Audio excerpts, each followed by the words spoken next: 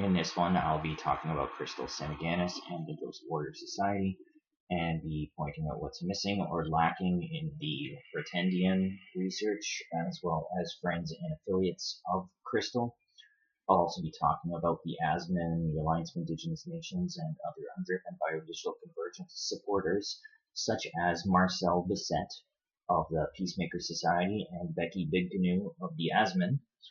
And lastly, I will be diving into the SSHRC, the National Center for Truth and Reconciliation Commission, Policy Horizons, and other Biodigital Convergence and UNDRIP supporting organizations. So, first of all, I'm just going to start off. Here is Crystal Semaganis over here, and here's a quote on the website: "Pretendians, they treat us like that, like we're too stupid to notice or too nice to resist. They impose themselves on us and into our spaces like the colonial violence they are. They parade as us, they butt in front of us, they take all the resources they can and then smile at us from a mountain of indigenous resources. These pretendians, when they're tattooed in our clans and dream catchers and on the covers of magazines and branded, the world gets a twisted view of a real Indian. Twisted and false."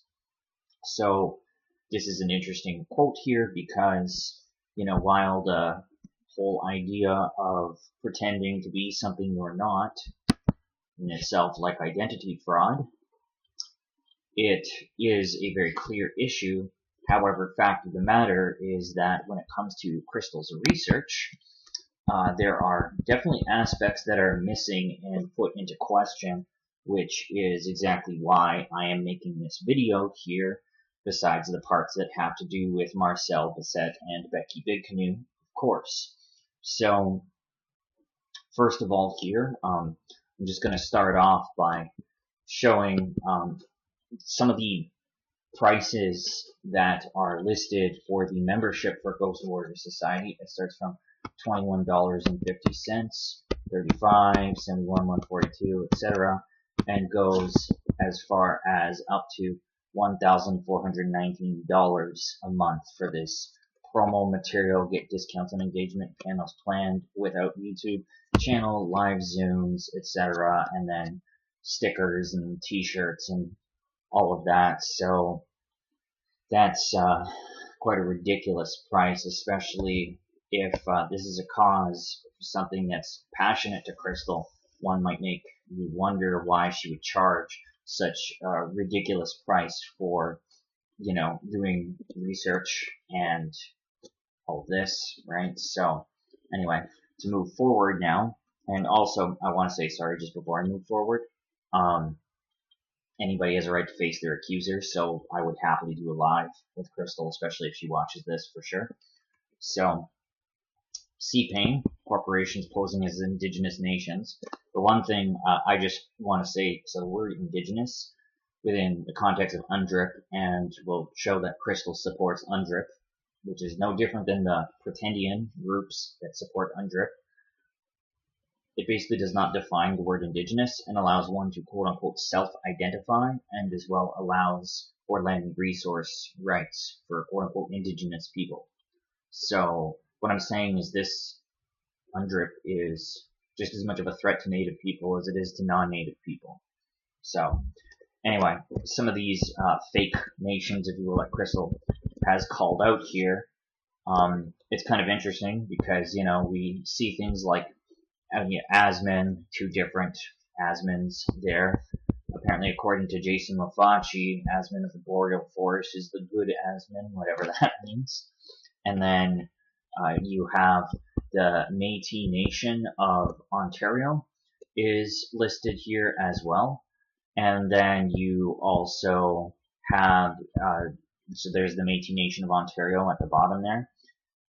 And what's interesting is that we're going to dive into how the anatomy of the ASMIN, which is under the umbrella of the Alliance of Indigenous Nations, we're going to dive into how that is not fleshed out so much in Crystal's research. We see her call out people like David Grey Eagle and William Denby, but not talking about their relationship to the ASMIN or the Alliance of Indigenous Nations. It's the same thing for Becky BigCanoe as well, because yes, while she's an Anishinaabe woman, she is part of the ASMIN, as we'll see in this video, and I've already explored that in a prior video as well, and I'll always leave links in the description. But yes, believe it or not, natives are part of the Pretendian thing, so I don't know if there's a word for Indian, Pretendian, or whatever. Like, you want to add to that vocabulary, yours there, Crystal. But anyway, what's missing about, so before we go down the rabbit hole about the ASMIN and the Alliance of Indigenous Nations, I'm going to start off here by talking about Tony Belcourt, who's part of the Landscape of Nations here, led by Michelle Elise. I've already covered this in a prior video and already spoke about Tony Belcourt, but we're going to expand on him a little bit.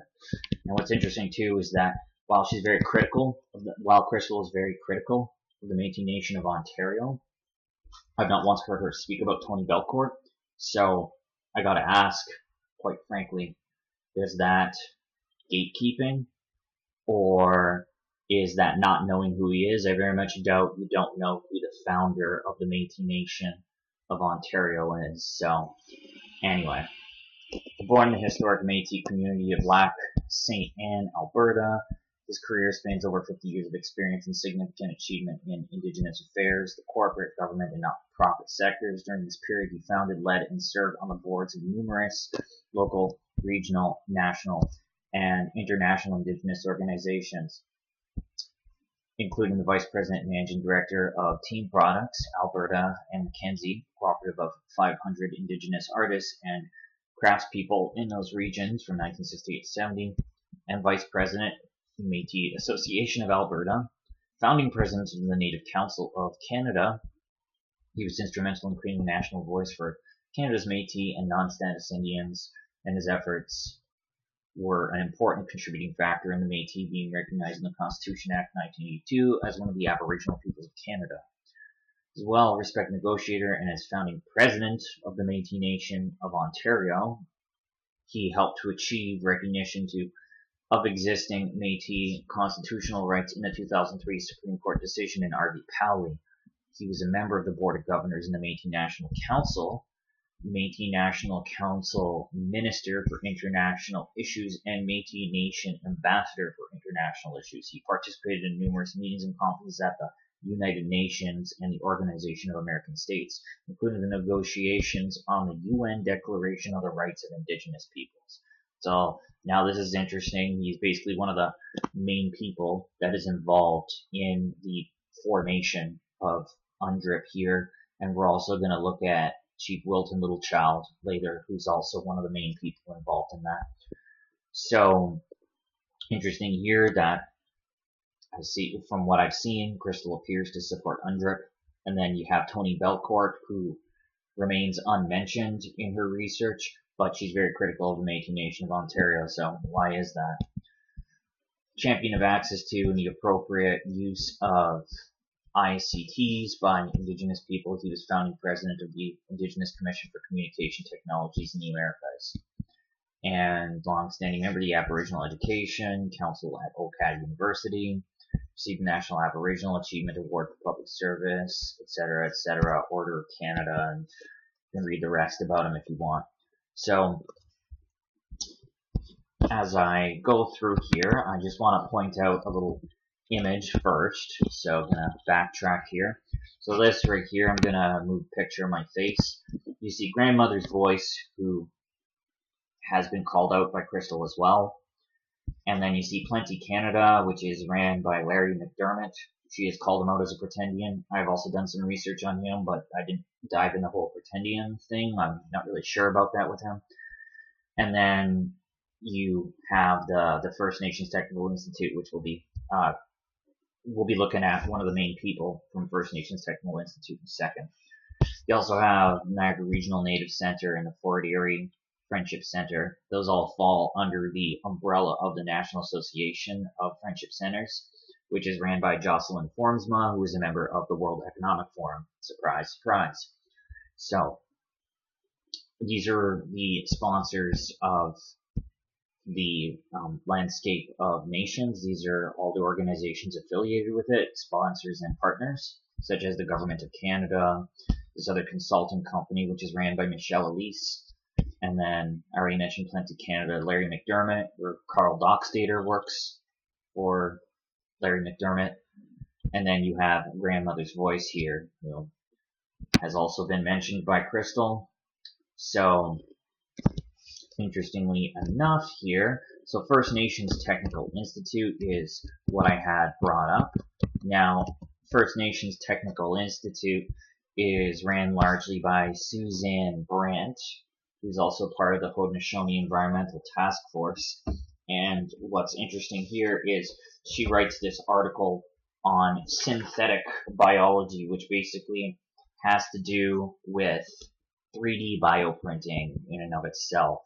So this article is written from a Haudenosaunee perspective, meaning that Suzanne Brandt is Mohawk from Tyendinaga.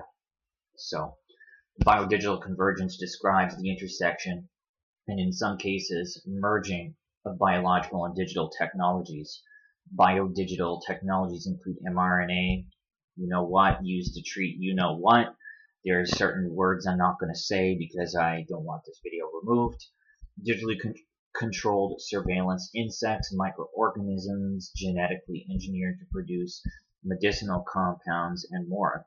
While significant scholarship has been paid to the ethical dimensions of biodigital technologies from a Western standpoint, little attention has focused on indigenous views on the biodigital convergence. This article, we explore the biodigital convergence from a Haudenosaunee perspective and suggest that insights from indigenous philosophical traditions, specifically regarding relationality and territory, may be necessary for humanity to adapt to the profound and existential changes implicit in the biodigital convergence.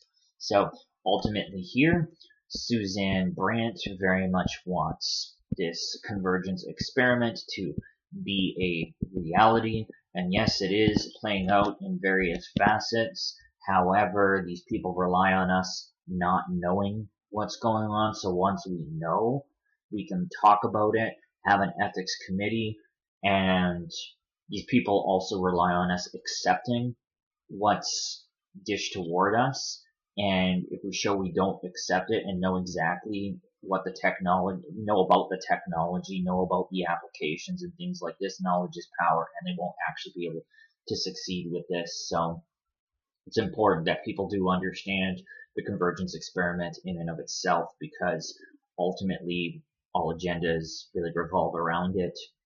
So the term synthetic biology was first used by Hobom, 1980, to describe bacteria that has been altered by recombinant DNA technology. Synthetic biology was later reintroduced at the annual meeting at the American Chemical Society in 2000, referring to the use of living use of living systems as hosts for the synthesis of organic molecules that do not otherwise occur naturally.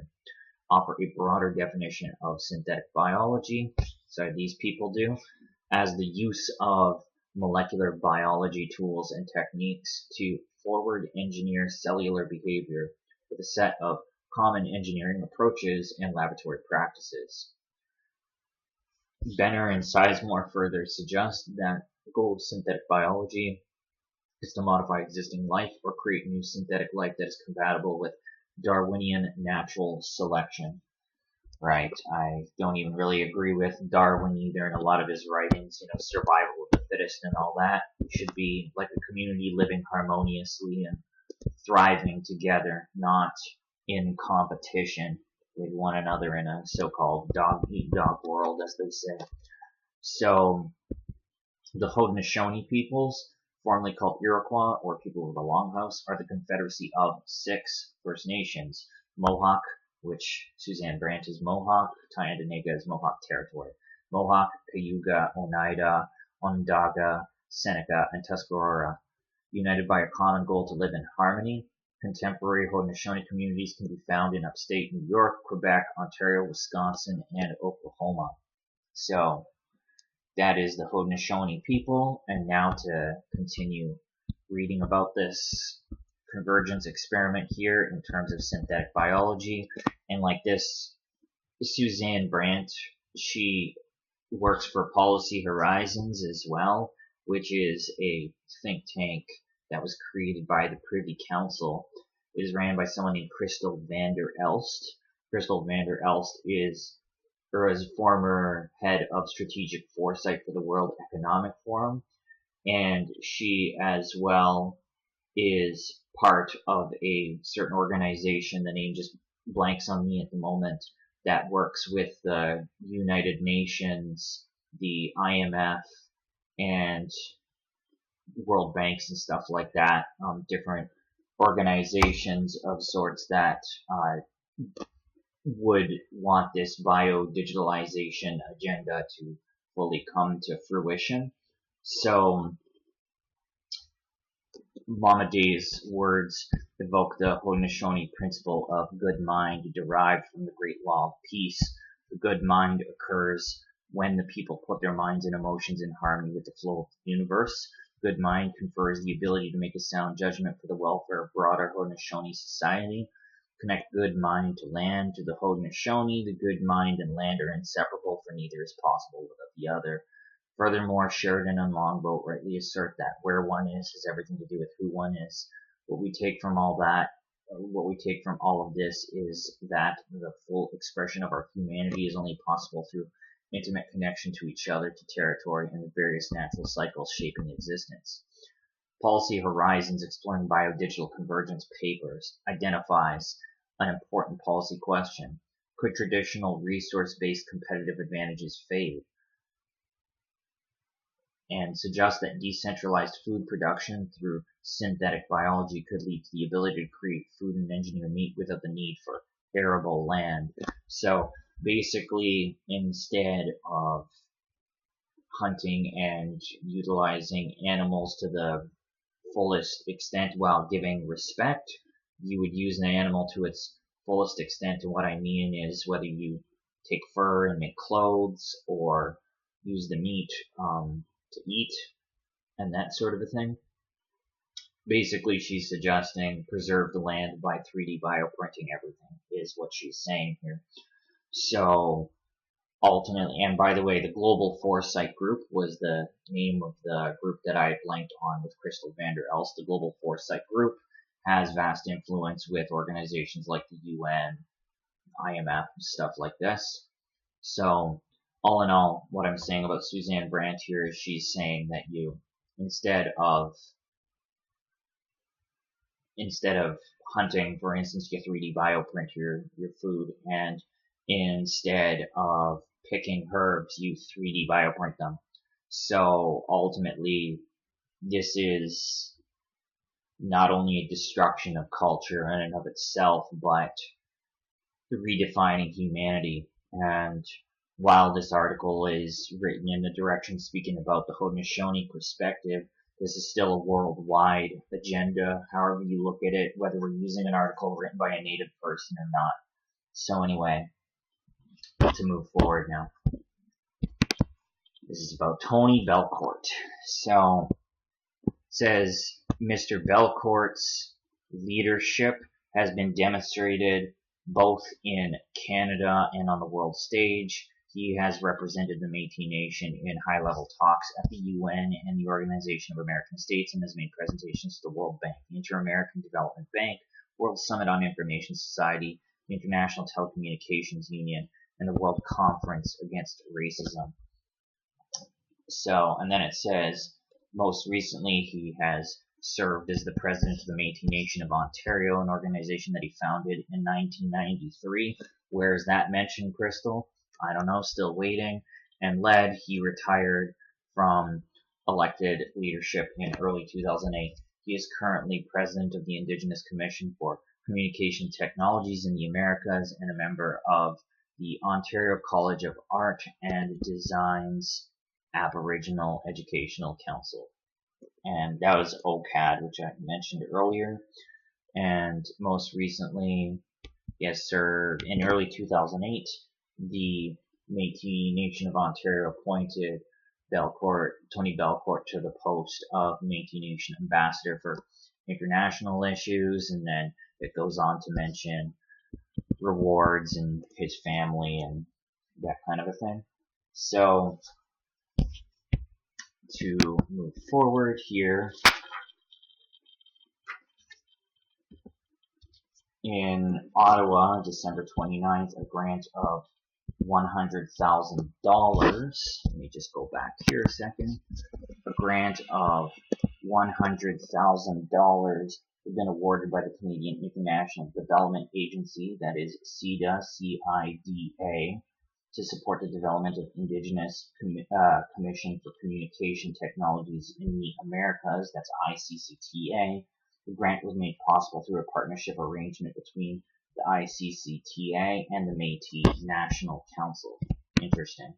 So here we have Tony Belcourt, and there's a little visual here, and so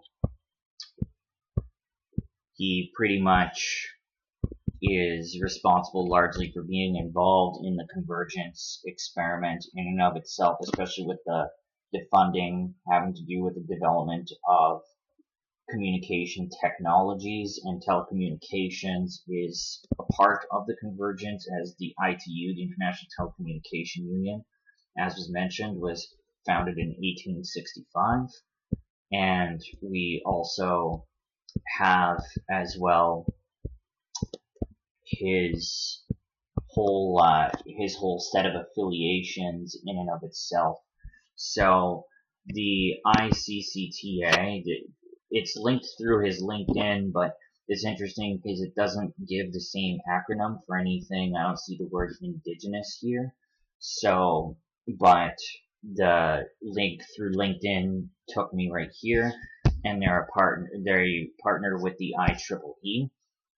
I can't remember what the acronym IEEE stands for offhand, but basically the IEEE is one of the various standardization organizations that is involved in the Convergence Experiment, such as the ISO, the International Organization for Standardization, or the IEC, the International Electrotechnical Commission, which Crystal van der Elst is a part of the IEC, along with Francois Collier, who is the head of the Standardization Council of Canada.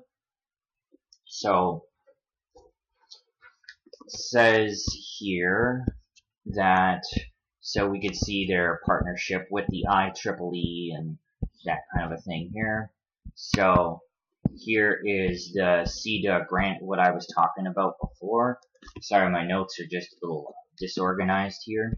So, this was the award between, for the $100,000 grant in 2008 here, between CIDA and ICCTA, and the grant was made possible because of the Métis National Council and the ICCTA, and the president, or perhaps former president of the Métis National Council, Clement Chartier, said the ICCTA was formed by Indigenous people of South, Central, and North America as an added way to make a positive difference in the lives of Indigenous peoples. Through the ICCTA, we will share our experiences in the use of communications technology to strengthen our communities. The Métis Nation is pleased to have played an important role in supporting this initiative.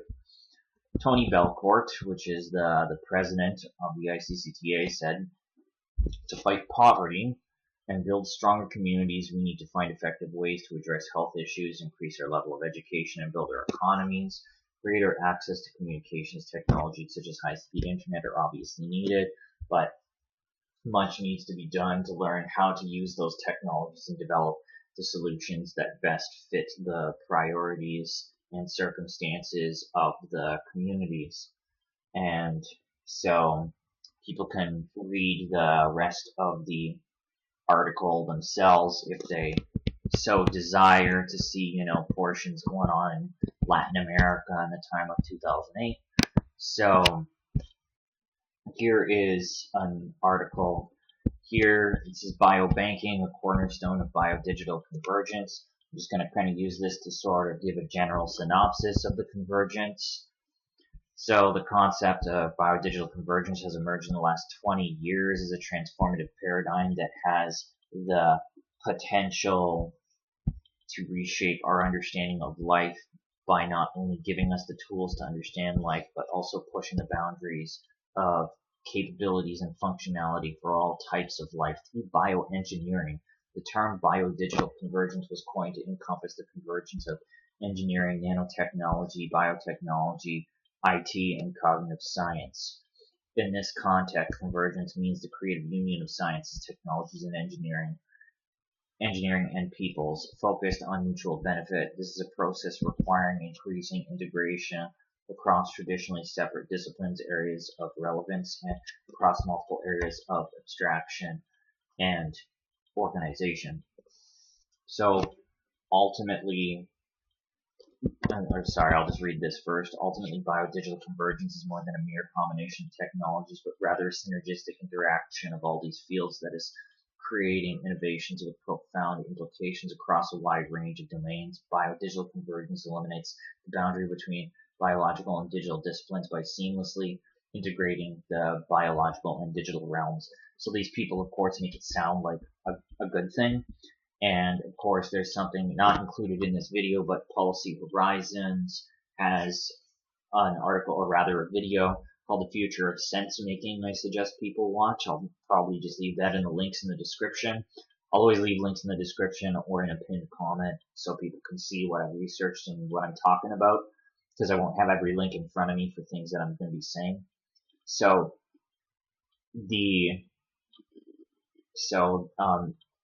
through the aspect of the convergence experiment and future of sense making, basically it's a way of conditioning us to accept this kind of reality where the definitions of things like humanity and stuff really change. And while this mentions 20 years, I trace this as far back as 1865 to the inception of the International Telecommunication Union, but I think it actually goes back much further than that. And if people want any more information in regards to this experiment that I'm talking about, I would suggest looking at James Scott McKillop. Goes by James Scott on Facebook, and he has a bookstore in Ottawa called Barely Bruised Books, and people can freely look him up themselves and either, well, buy a book or look at the research that he's put out there on his social media account, or better yet, go to his bookstore and have a conversation with him. So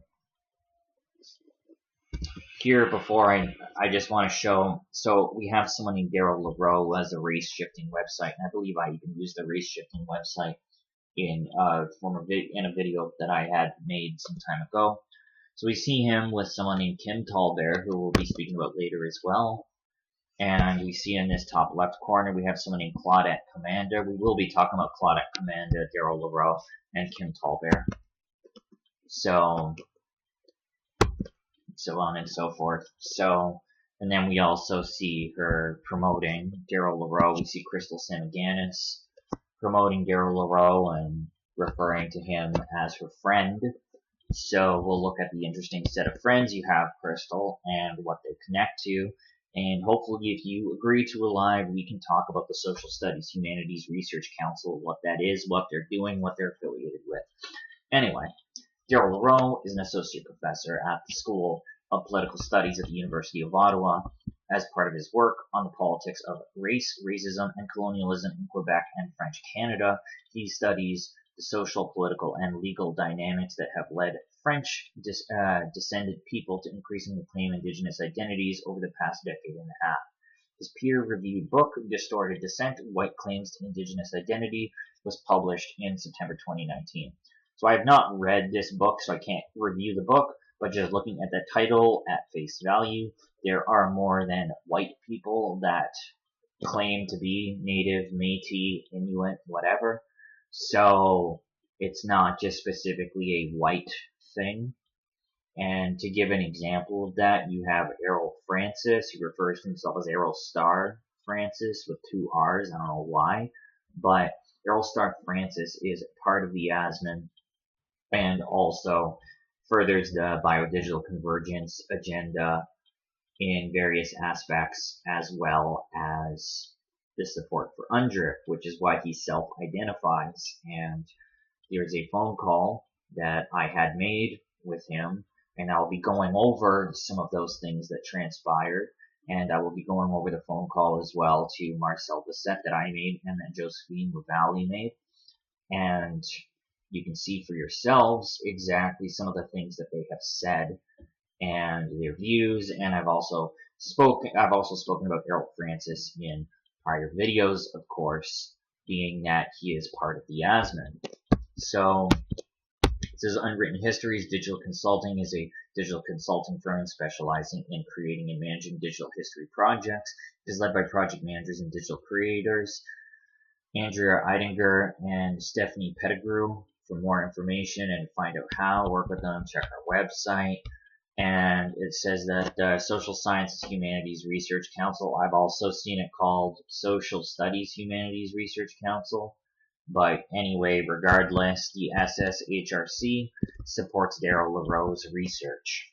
So, to look at the SSHRC, what are they? The federal research funding agency that promotes and supports research and research training in the humanities and social sciences. Though it's research training and talent development, insight research, and research partnership programs, and through partnerships and collaborations, SSHRC strategically supports world-leading initiatives that reflect a commitment to ensuring a better future for Canada and the world. SSHRC also oversees the delivery of tri-agency programs, including the Canada Research Chairs and other research chair programs, and the New Frontiers in Research Fund, which supports international, interdisciplinary, fast-breaking, and high-risk research. So there is a lot of facets to the SSHRC. So I won't be able to cover them all, but I'll cover many of them. And also I will say that Maxime Bernier, politician in Canada, the leader of the People's Party of Canada, or PPC, the former executive or communications director, I shouldn't say former because I'm not sure if she still is, her name is Joanne Meny. She was meeting with the SSHRC and she worked for Policy Horizons, and when I questioned Maxime about that, he did not answer my questions, of course, and I guess I can leave those links in the description as well. So you see, this is the tri-council that they were talking about here. So it's the Canadian Institute for Health Research, the Natural Sciences and Engineering, Natural Sciences and Engineering Research Council of Canada, and then you have the SSHRC. So that's the tri-council, as they put it. So I'm going to look at the head of the SSHRC. The president is Ted Hewitt over here. He was appointed the president in March 2015, and he served as the inaugural chair of the Canada Research Coordinating Committee from 2017 to 2019, and was the first to serve a second term as chair in 2023. He was vice president, Research and International Relations at Western University in London, Ontario from 2004 to 2011, where he had been a professor of sociology since 1989. He was also a public policy scholar at the Brazil Institute of the Woodrow Wilson International Center for Scholars in Washington, D.C. Leading authority on Brazil, Ted has published in monographs, edited works, and a range of academic journals. In 2018, Brazil's Ministry of Foreign Relations named him Grand Officer of the Rio Branco, one of the highest levels of merit. For the many years he fostered bilateral business and research partnerships between Brazil and Canada, and his research focuses on national and international innovation systems, with emphasis on the roles of universities, industry, and government in promoting economic prosperity in Latin America and beyond.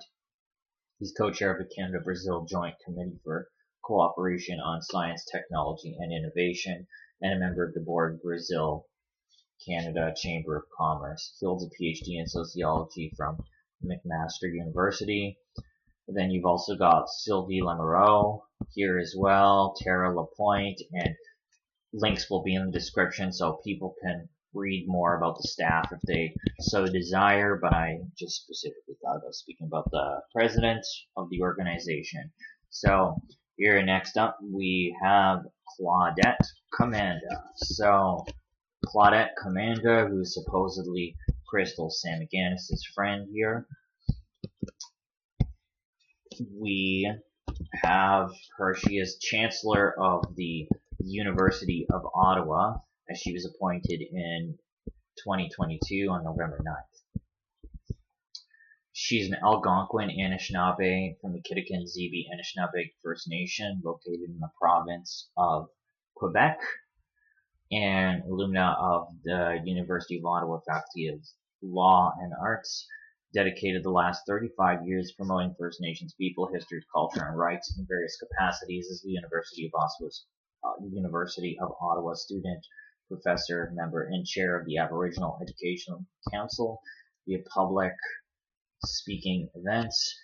She is the CEO of First Nations Confederacy of Cultural Education Centers, a national organization that protects and promotes First Nations culture, languages, and traditional knowledge. Also the CEO of McLean Day Schools Settlement Corporation. She taught at the University of Ottawa's Institute of Women's Studies, Faculty of Education, Faculty of Law, and the Indigenous Studies program, teaching courses on First Nations women, Native education, First Nations people and history, Indigenous traditions, and decolonization.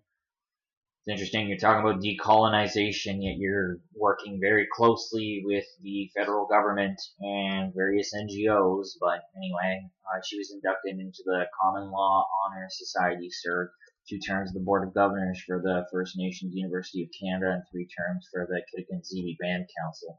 So, and in 2017, she was the first appointed First Nations elder in residence for the Faculty of Law at the University of Ottawa.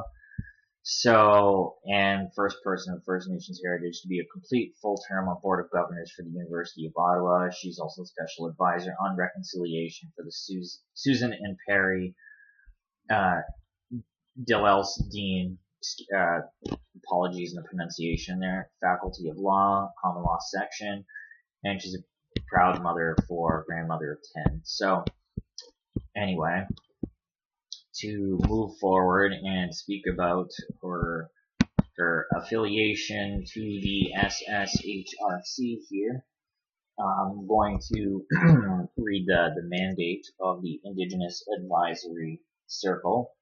Here, it was formed in 2014 to provide guidance to senior management to support and promote Indigenous research and talent development to help advance understanding of reconciliation. Through an approach of collaboration and co-development, the Circle guides SSHRC in the development, validation, and advancement of the following core areas: reconciliation efforts, Indigenous research and Indigenous talent programming, and other talent-related programs. And basically, to show you members here, you have Claudette Commanda, who's a member of the Indigenous Advisory Circle, which is part of the SSHRC right here. And the SSHRC works closely with organizations like Policy Horizons, Genome Canada, and other things that we will see coming right up to show you that they are also a biodigital convergence supporting organization. So it says here that with the release of the Truth and Reconciliation report in 2015, with the release of the Truth and Reconciliation final report in 2015, the Circle's mandate was enlarged to support SSHRC in its reconciliation efforts. And then you saw the 15 members there, two co-chairs nominated by the Circle members, and then it goes on to say, you know, all of the list of the members here in and of itself. So 15 members, 2 co-chairs, 1 Indigenous elder, and Indigenous researchers drawn from the First Nations, Inuit, Métis groups. So, and then non-Indigenous people. but what the hell does indigenous actually mean, especially when you're actually looking at UNDRIP, right? So anyway, I might have just closed the tab by accident, but it doesn't matter. The links will be there. So it says that this report, findings of research projects and related dialogue that addresses the question, how are the experiences and aspirations of Aboriginal peoples in Canada essential to building a successful shared future? The question frames one of 6 future challenge areas identified through the SSHRC's Imagining Canada's Future initiative. So now to read the questions in relation to that. So this is the question I read. What are the implications of historical and modern treaties? What barriers exist to increase consciousness about traditional and contemporary Indigenous values, culture, leadership, knowledge systems, etc.? But really, the main question I'm just going to focus on here is what role could digital technologies and creative arts play in teaching and preserving diverse First Nations, Métis, and Inuit heritage, memory, and identity? Well, let's hope that they're not referring to something like Maya Chakabi, the York University professor who is native. I'm not sure what nation, where she's from or anything. I know she's a friend of Lyndon George. In fact, the matter is Maya Chakabi has an interactive game where people choose an avatar of sorts, a digital avatar, to go through the metaverse and pick sweetgrass. That's not how I envision learning about culture, but that just sounds like biodigital convergence is what that really is.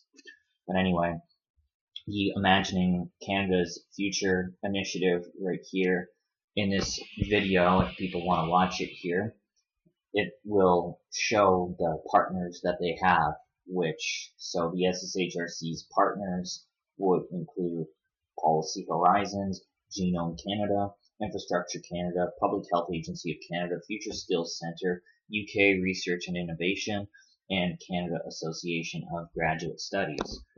So, it says more than ever, society is looking to the social sciences and humanities to help understand and mitigate global challenges in the face of change. SSHRC's Imagining Canada's Future initiative mobilizes social sciences and humanities research and talent to address future and emerging societal challenges for Canada and help guide decision making across all sectors toward a better future.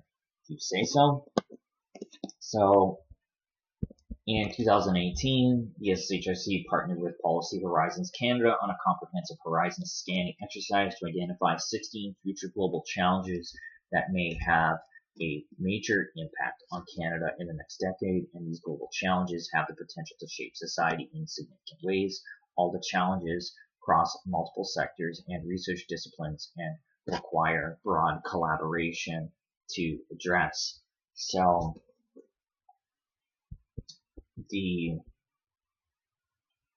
below, basically, we're going to look at those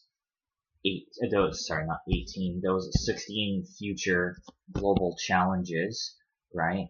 So, it's not on this page, it is on the next one.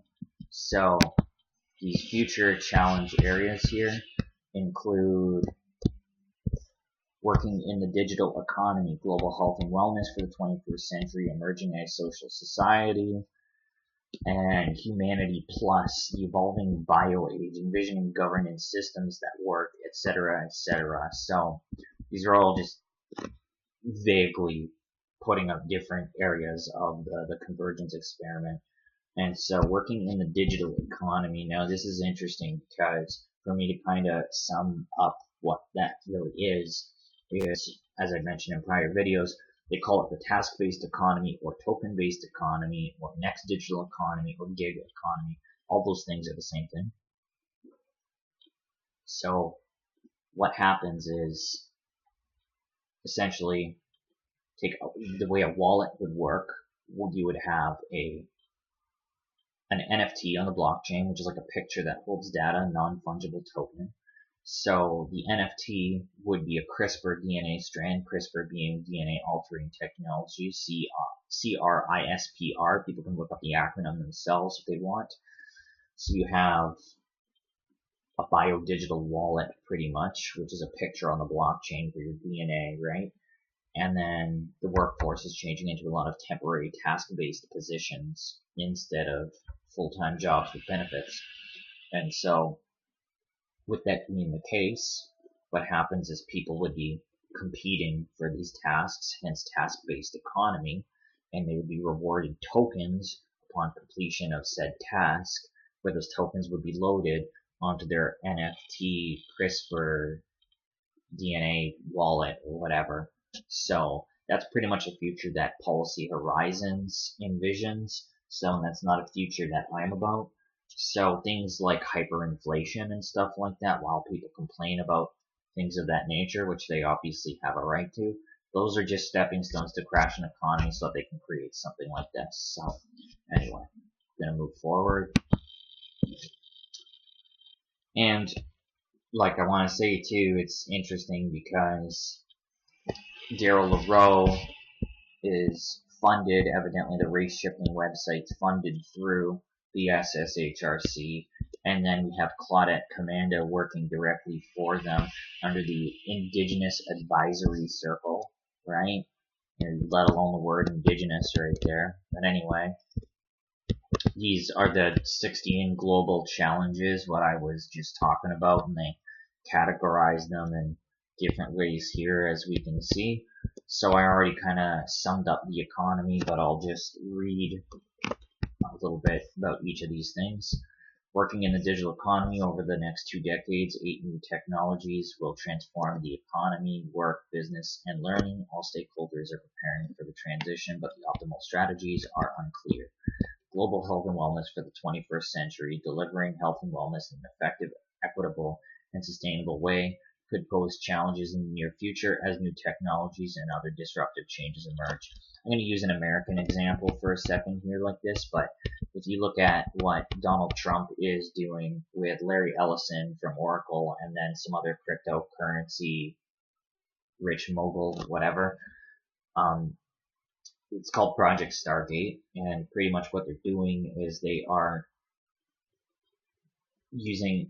taking personalized mRNA cancer shots is what they're doing. And so when I say personalized, what they're doing is they're using your digital twin or a biobank pretty much to personalize for someone, right? And then how would you mass produce that? Well, let's go back to Suzanne Brandt and think about synthetic biology, 3D bioprinting, right? So anyway, I know that's an American example for this, but I'm just kind of trying to throw something out there for the idea of, what they call health in this modern world, right? So society emerging a social society. Despite hopes that technology could enhance our social connectedness, more people feel alone and disconnected, suggesting continued social challenges in the future where asocial behavior could grow in unexpected ways. So understand that when governments and stuff talk about open borders, for the most part, a lot of people think they're talking about, like communism and letting in immigrants into a country or whatever, but really what they're actually referring to is the metaverse is what they're doing.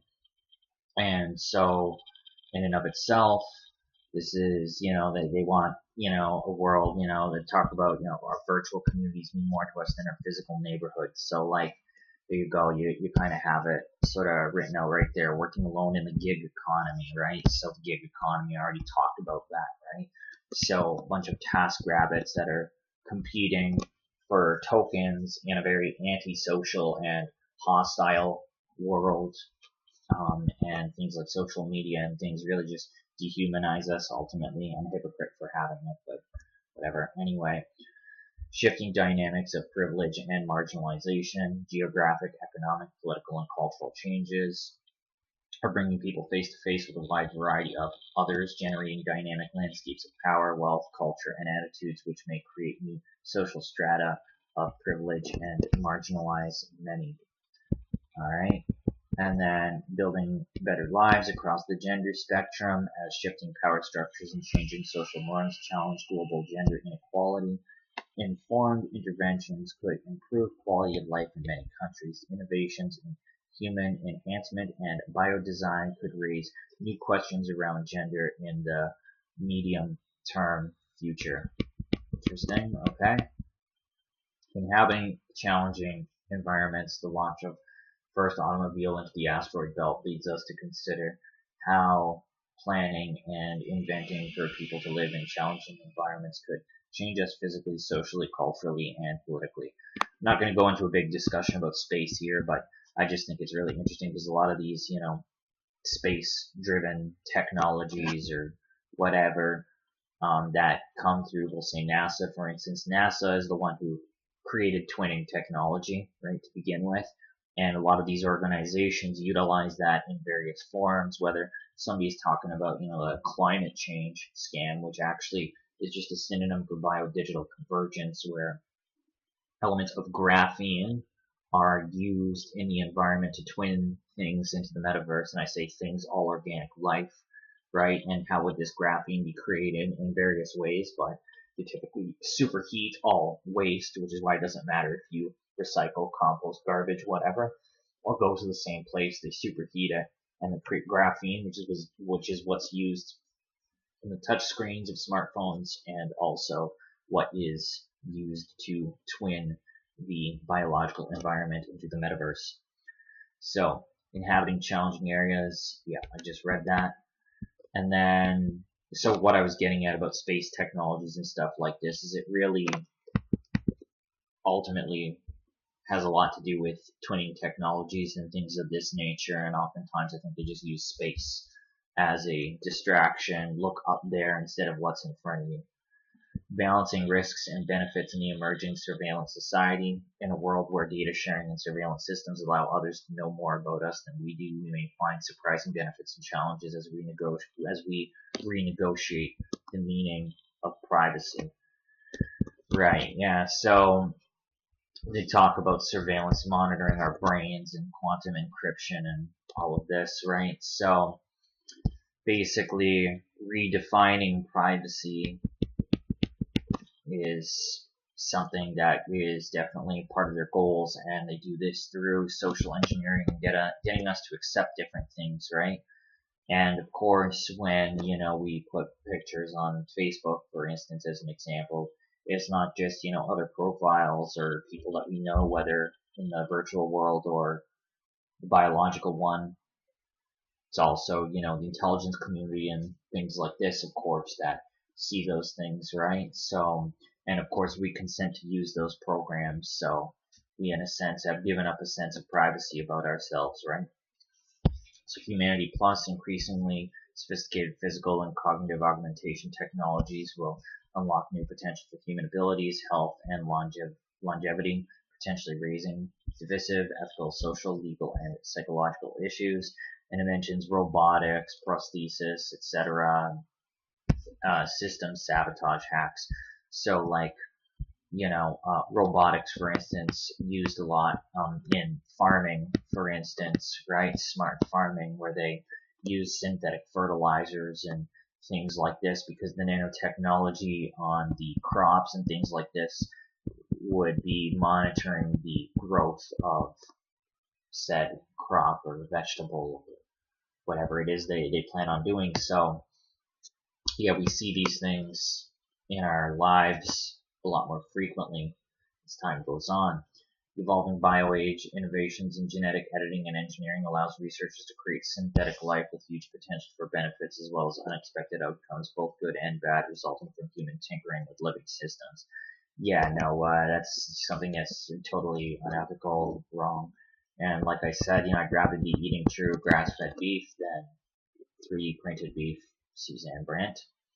So, and then environment, living within the carrying capacity of planet Earth, humankind is putting an unsustainable strain on the Earth's capacity to support life. Fundamental changes in our economic and political systems and our way of life may be needed if humans are to live within Earth's carrying capacity. What they want to do, ship us off to the metaverse or something? So, and then it talks about climate change, which, like I said, is just a synonym for biodigital convergence, and then carrying capacity for carbon. Well, all life forms are carbon life forms. I mean, speaking in a biological sense, that is, right? So, in the pervasive contamination of the natural, science indicates that a growing number of natural environments and their products are polluted. We will be challenged to thrive in a world where contamination is so pervasive. So, it's interesting because if we talk about something like, chemicals and water supplies and stuff like that, or, fluoride, the United Nations in particular, their solution, if you want to call it that, to that problem is through putting gold and silver silica nanoparticles in the water, which is what absorb those pollutants. However, you bathe and drink the water, you bathe in the water and drink the water, so you still get those gold and silver silica nanoparticles embedded in you. So it's, ultimately, like, that doesn't really solve the problem, right? That's just more of a convergence experiment in and of itself. And then envisioning governance systems that work. Existing forms of government at the local, national, and international levels are facing wicked problems. They are not designed to solve, necessitating more effective, efficient, and network governance structures and processes. The changing nature of security and conflict.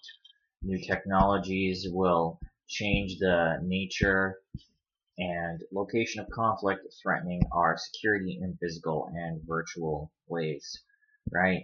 Truth under fire in a post-fact world. In a post-fact world, political, social, and economic systems could become dysfunctional.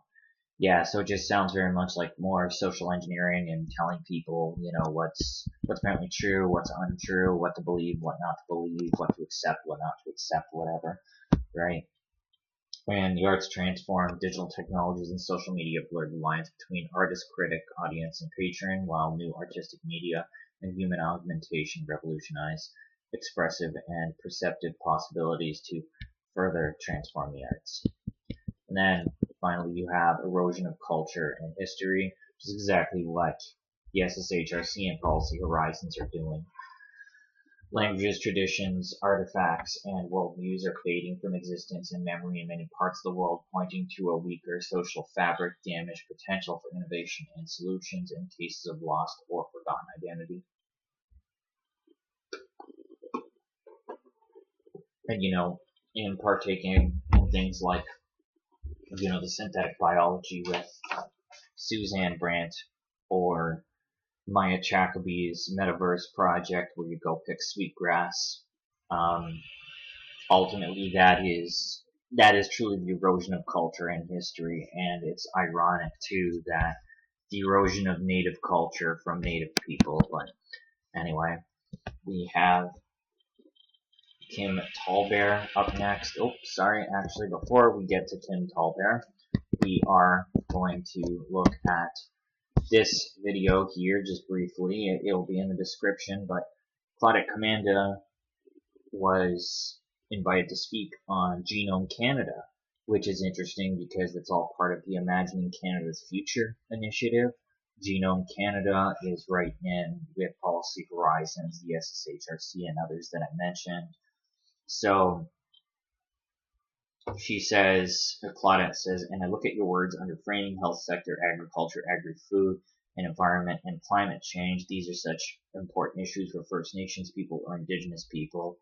She then used the word for life and health in Algonquin, which I cannot pronounce.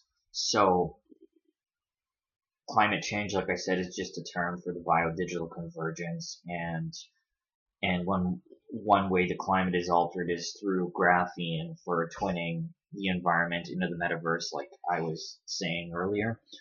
And so then Claudette goes on to say, in order to have good life, you have to have good health. In order to have good health, you have to have good food. In order to have good food, you have to have good land.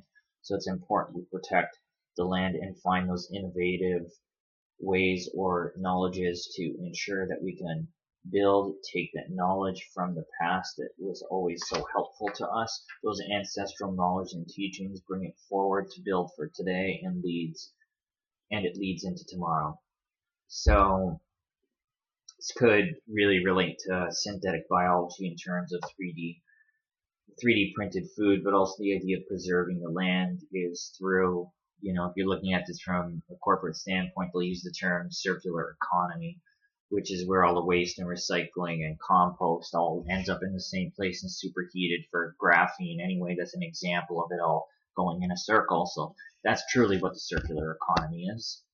Anyway, we have Kim Tallbear here.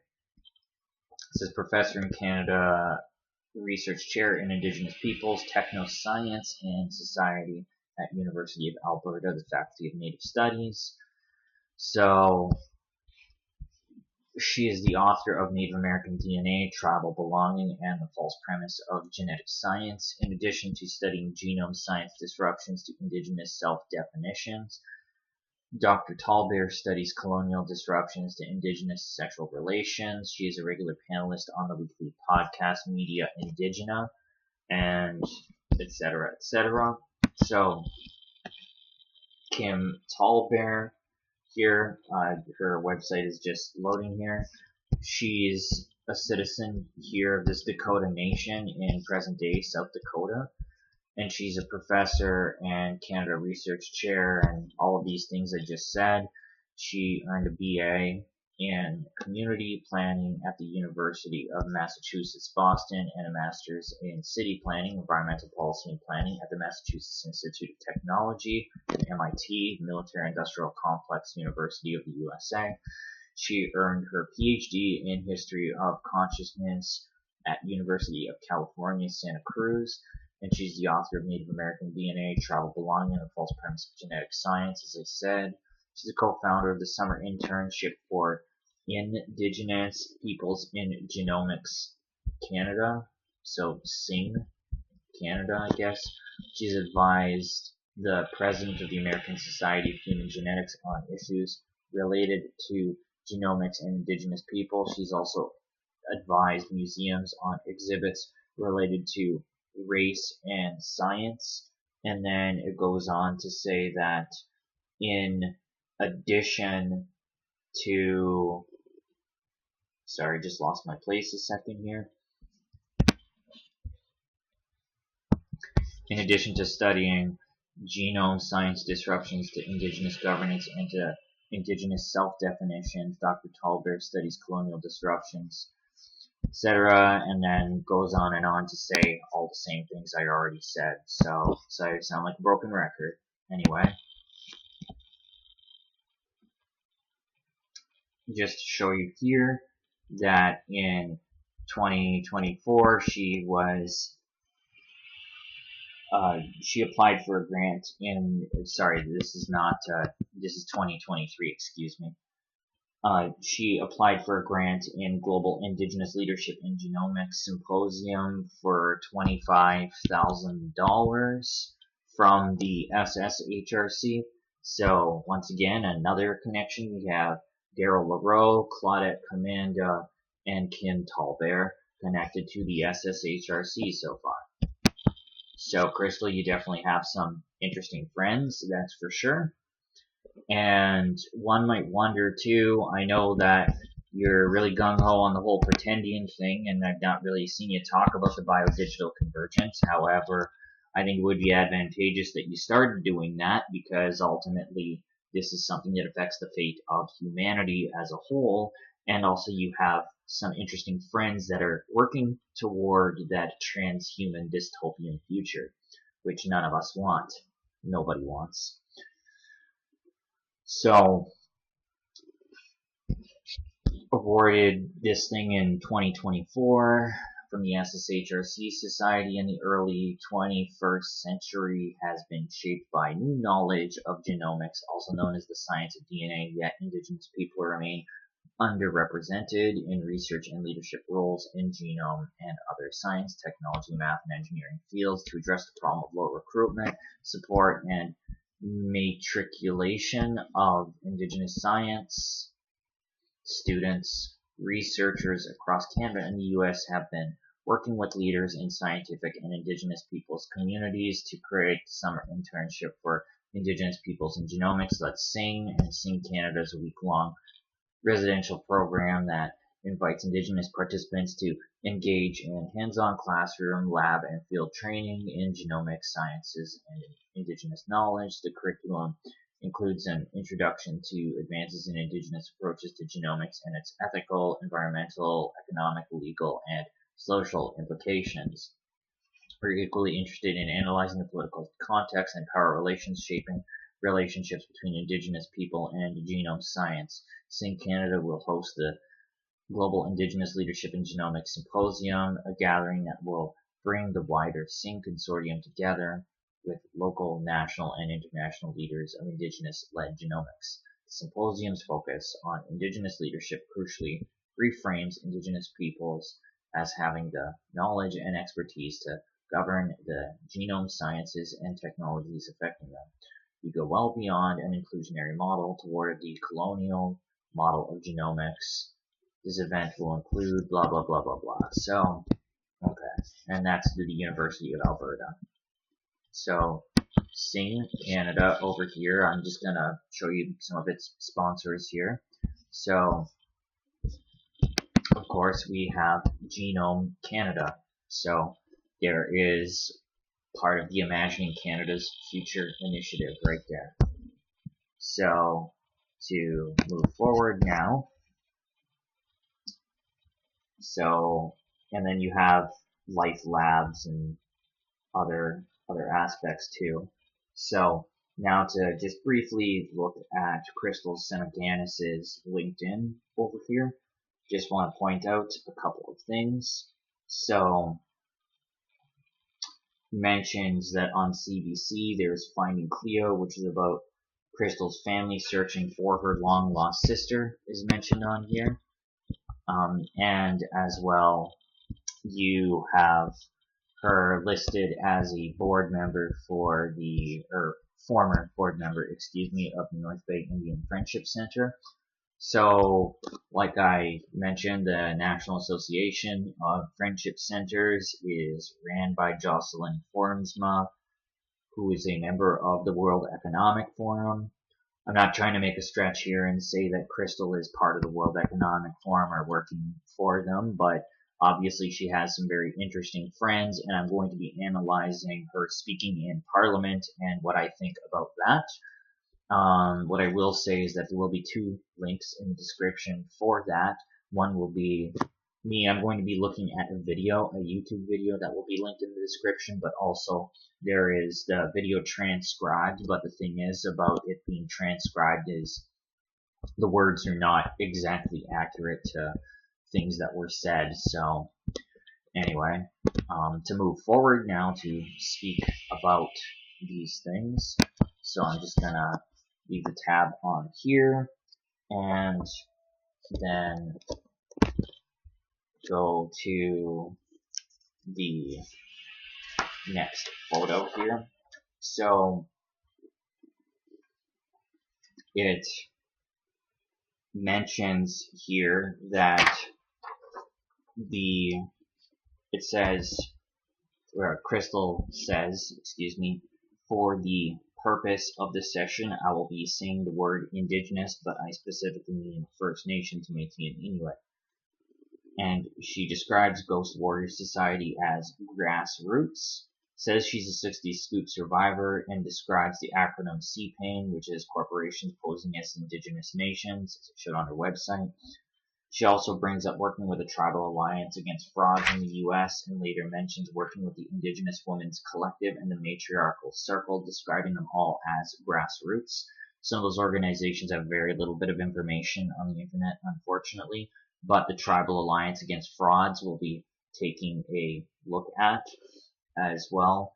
And also, I will say, too, that the use of the word Indigenous, like I have said many times over, pretty much is not defined in UNDRIP, yet we see her utilizing UNDRIP to describe activity from the RCMP here. And trust me, I don't favor the RCMP as any sort of organization at all, as they put children into residential schools. However, fact of the matter is you're utilizing UNDRIP to make your point here, and you're pretty much giving fuel to the Rockefeller organization known as the United Nations, built at Rockefeller Plaza. That's where its main headquarters is. And like I said, this does not actually define the term indigenous, unfortunately.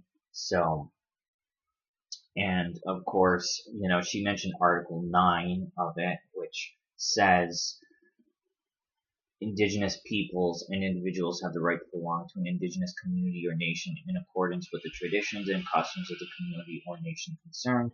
No discrimination of any kind may arise from the exercise of such a right. So, okay, so indigenous peoples and individuals have the right to belong to an indigenous community or nation. Right, so if indigenous is not defined, that's just like saying anybody can belong to any nation is pretty much where that's going, right?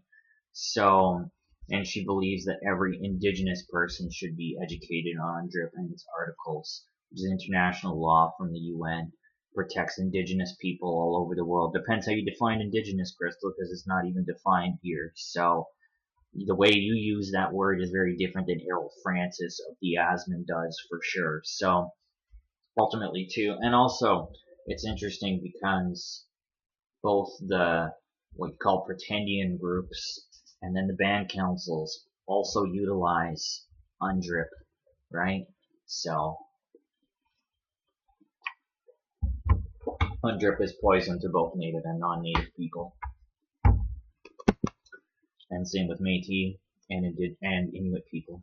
So, and then of course promoting this meeting here for UNDRIP and all of this. So, anyway, to continue talking, she says it's very important that recognition and empowerment are given to these First Nations, Métis, and Inuit bodies, so we can tell you how we would like to be measured, seen, and validated. These are our validation processes. You must listen to them. And you must listen to them.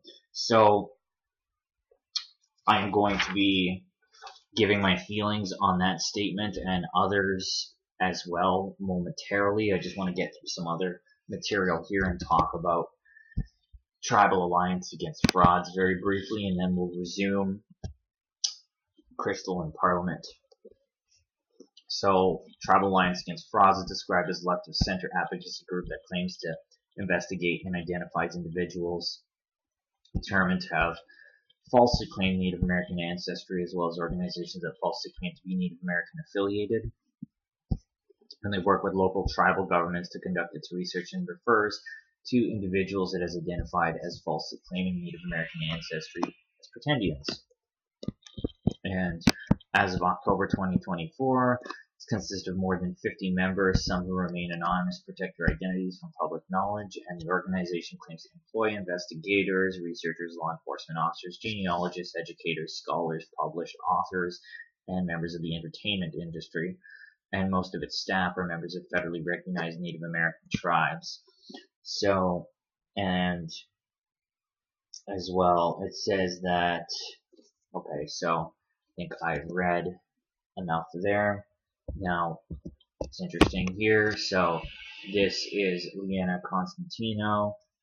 It says we're so excited to announce Leanna Constantino will be one of our Woods and Wild Storytelling Music Festival storytellers, working with the Eastern Band of Cherokee Indians. It says she serves as the chair for the Center for Native Health, Inc., and chair of the Cherokee Healing and Wellness Coalition. So the Center for Native Health, Inc., that is a thing she used to do, by the way. It is revealed that she ended up former member of or former chair for the Center for Native Health, Inc. Excuse me. So then to move forward and talk about her just a little bit more. So, citizen and activist with the Cherokee Nation. She's chaired several Cherokee grassroots initiatives, including First Nation Safe Space, free telehealth counseling, to Native American people during this particular PSYOP and the Tribal Alliance Against Frauds, which is an intertribal anti-fraud task force. And she teaches foreign languages at the local college, and numerous activities include serving on the executive committee of the Jackson County branch of the NAACP, where she serves as chair of Religious Affairs Committee. In addition, manages a nonprofit organization called Diversity 0 to 13, focused on racial and social justice and equity. And she's involved in in facilitating something called the Street Medic Collective, called the Awesome Medicine Possums, and its continuing medical skill education, medical skills sharing program. And she's a retired midwife that volunteered as a paramedic and midwife at Standing Rock during the winter of 2016.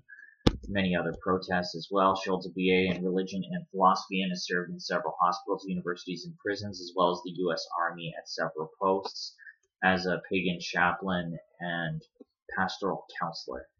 And for 20 years, she's facilitated Sylvan Hearth Pagan Temple in Silva, NC, and the temple is a non-profit organization that offers community sabbats, pastoral counseling, and rites of passage.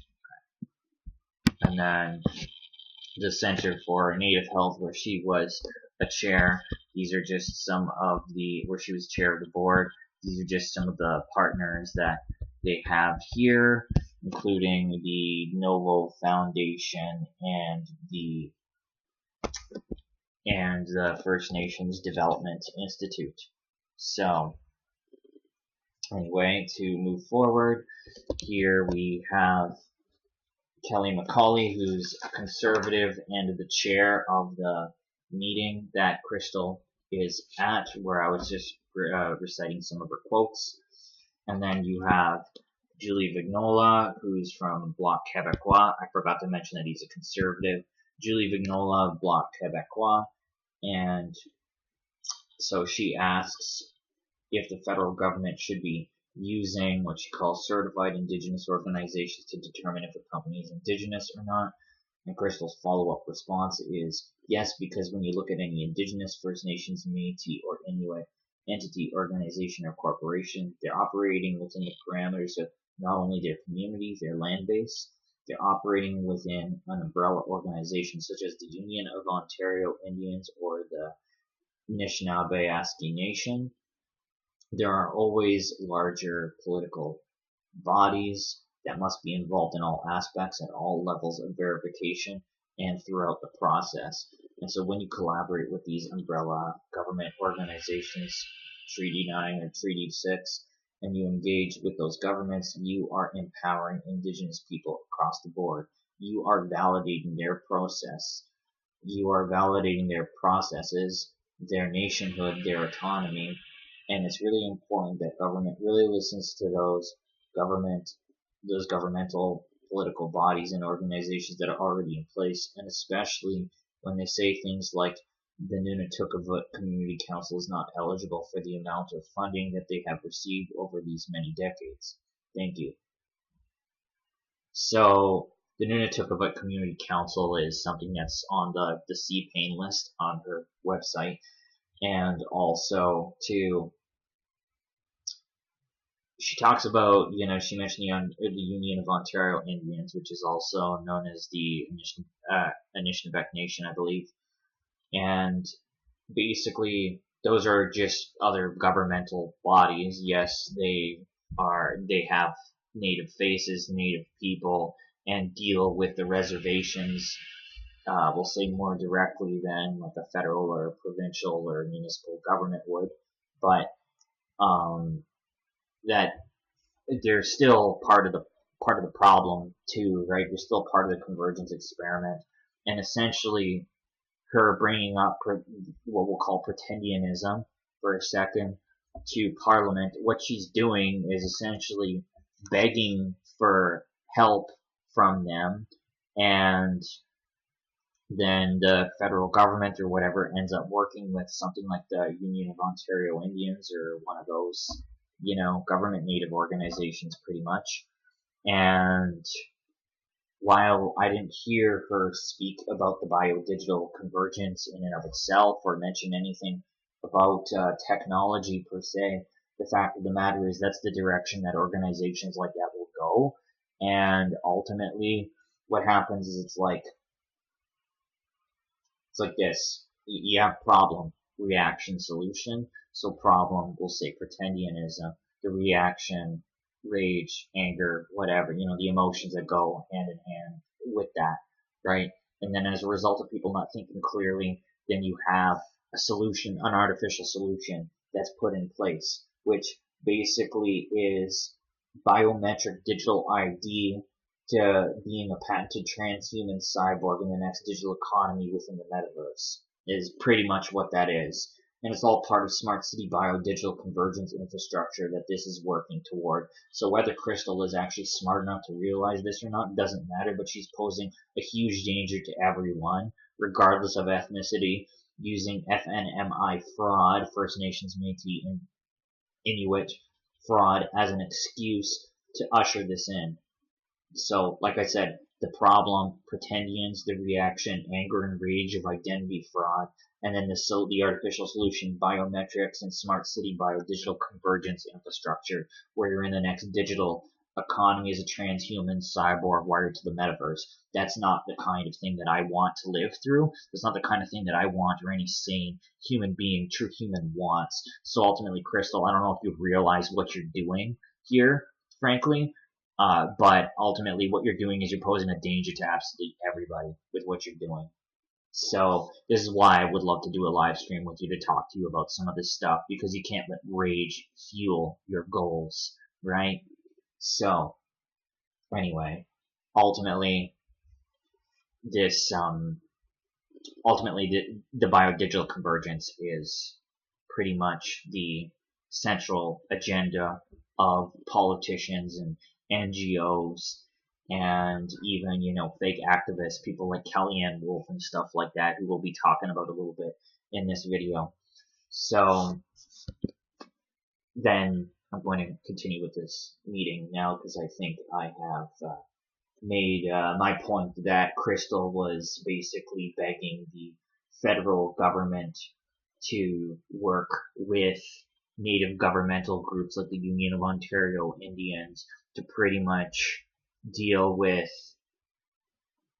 this pretendian thing or identity fraud, and ultimately too, people are surrendering their power by working with organizations like that. So while Crystal is saying that that you're validating their processes, their nationhood, and their autonomy, in her words, you're really actually stripping people directly of their own power to stand up for themselves is what you're doing. And you're validating it really is a colonial process, actually, if you think about it. You're really validating that in and of itself because you're giving way for the convergence to come through with these so-called concerns that you have, right? And the reason why I say so-called concerns is because you leave Tony Belcourt out of the Métis Nation of Ontario. And when you talk about people like William Denby or David Great Eagle, you don't attach them to the ASMIN or talk about the anatomy of those organizations. It's actually quite a half-assed job, unfortunately, right? And yes, these people do need to be called out. Yes, calling them out for pretendianism is totally fine. However, you're not looking at the big picture here, and somehow, I wonder if that's actually intentionally or not. So start talking about Tony Belcourt and start going down the anatomy of things like the Alliance of Indigenous Nations, which is an umbrella for groups like the ASMIN or Peoples of the Salmon or Kinniqui, right? I'm not sure if all those organizations are on the whole CPAIN list or whatever, but ultimately, a lot of these people are, we'll say within the freedom movement, but they also, exist within governments. They exist within absolutely everything. And believe it or not, there are native people that are part of the pretend native grift. I know that's a hard one to wrap your mind around. I still have a hard time wrapping my mind around that because I don't know what you call an Indian pretendian, frankly. But anyway, we'll talk about Becky BigCanoe later as an example of an Anishinaabe woman that is part of the ASMIN. So, but anyway, Taylor Backrack of the NDP, he asks Dennis Carignan, who we're going to be looking at him in a second. So I'm not going to pull up a picture of Dennis Carignan, but anyway, Taylor Backrack, or Bachrach, I'm not sure how to pronounce that name, of the NDP here, asks, Mr. Carignan, in the letter you sent to the committee, you've highlighted how you feel that some of the verification processes pose a barrier to entry for Indigenous businesses seeking to participate in procurement. Could you perhaps lay out in a bit of detail what specifically those barriers are? Dennis Carignan's response is kind of long-winded, so I'm just going to sum it up. But not referring to whether a business is indigenous or not. He basically says the certification process and the various security processes take a long time, especially with startup business. So this process would be long for indigenous suppliers if the goal is to create more indigenous suppliers. So Taylor responds and says, is it fair to say that one of the risks of those barriers to entry remain? One of the risks is that the only indigenous business that will be able to access procurement will be big ones with the capacity to jump through all those hoops.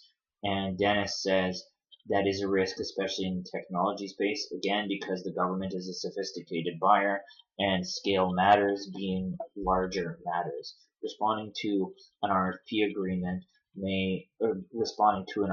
process may require a 500-page presentation deck as part of it. You need a big company to have the resources to generate the content and provide all the experience and references to be able to do that. So helping smaller companies get to the stage or working together to demonstrate that is important. So I will say as well too that so this all comes from this particular video here from the Standing Committee on Government Operations and Estimates. And this was in October of 2024. There is another meeting that is in November of 2024. And so in this particular November meeting, Dennis Carignan is present, and he says one of the pages depicts a case study of our work in Sault Ste. Marie, Ontario. We received some funding from the Government of Canada through FedNor, through the Provincial Government of Ontario, and through the City of Sault Ste. Marie, totaling a little over $3 million, and that funding was provided over 5 years. With those organizations and with Crown corporations and a number of private corporations in Sault Ste. Marie, we've been able to develop a work center there. To date, we've generated over $11 million in salaries and benefits to our Indigenous team in that community, generating about 400 months of employment. Even as a business person or whoever, it looks to me like it's pretty good return on investment for everyone. Right, so FedNor is northern, referring to Northern Ontario, and then FedDev refers to Southern Ontario.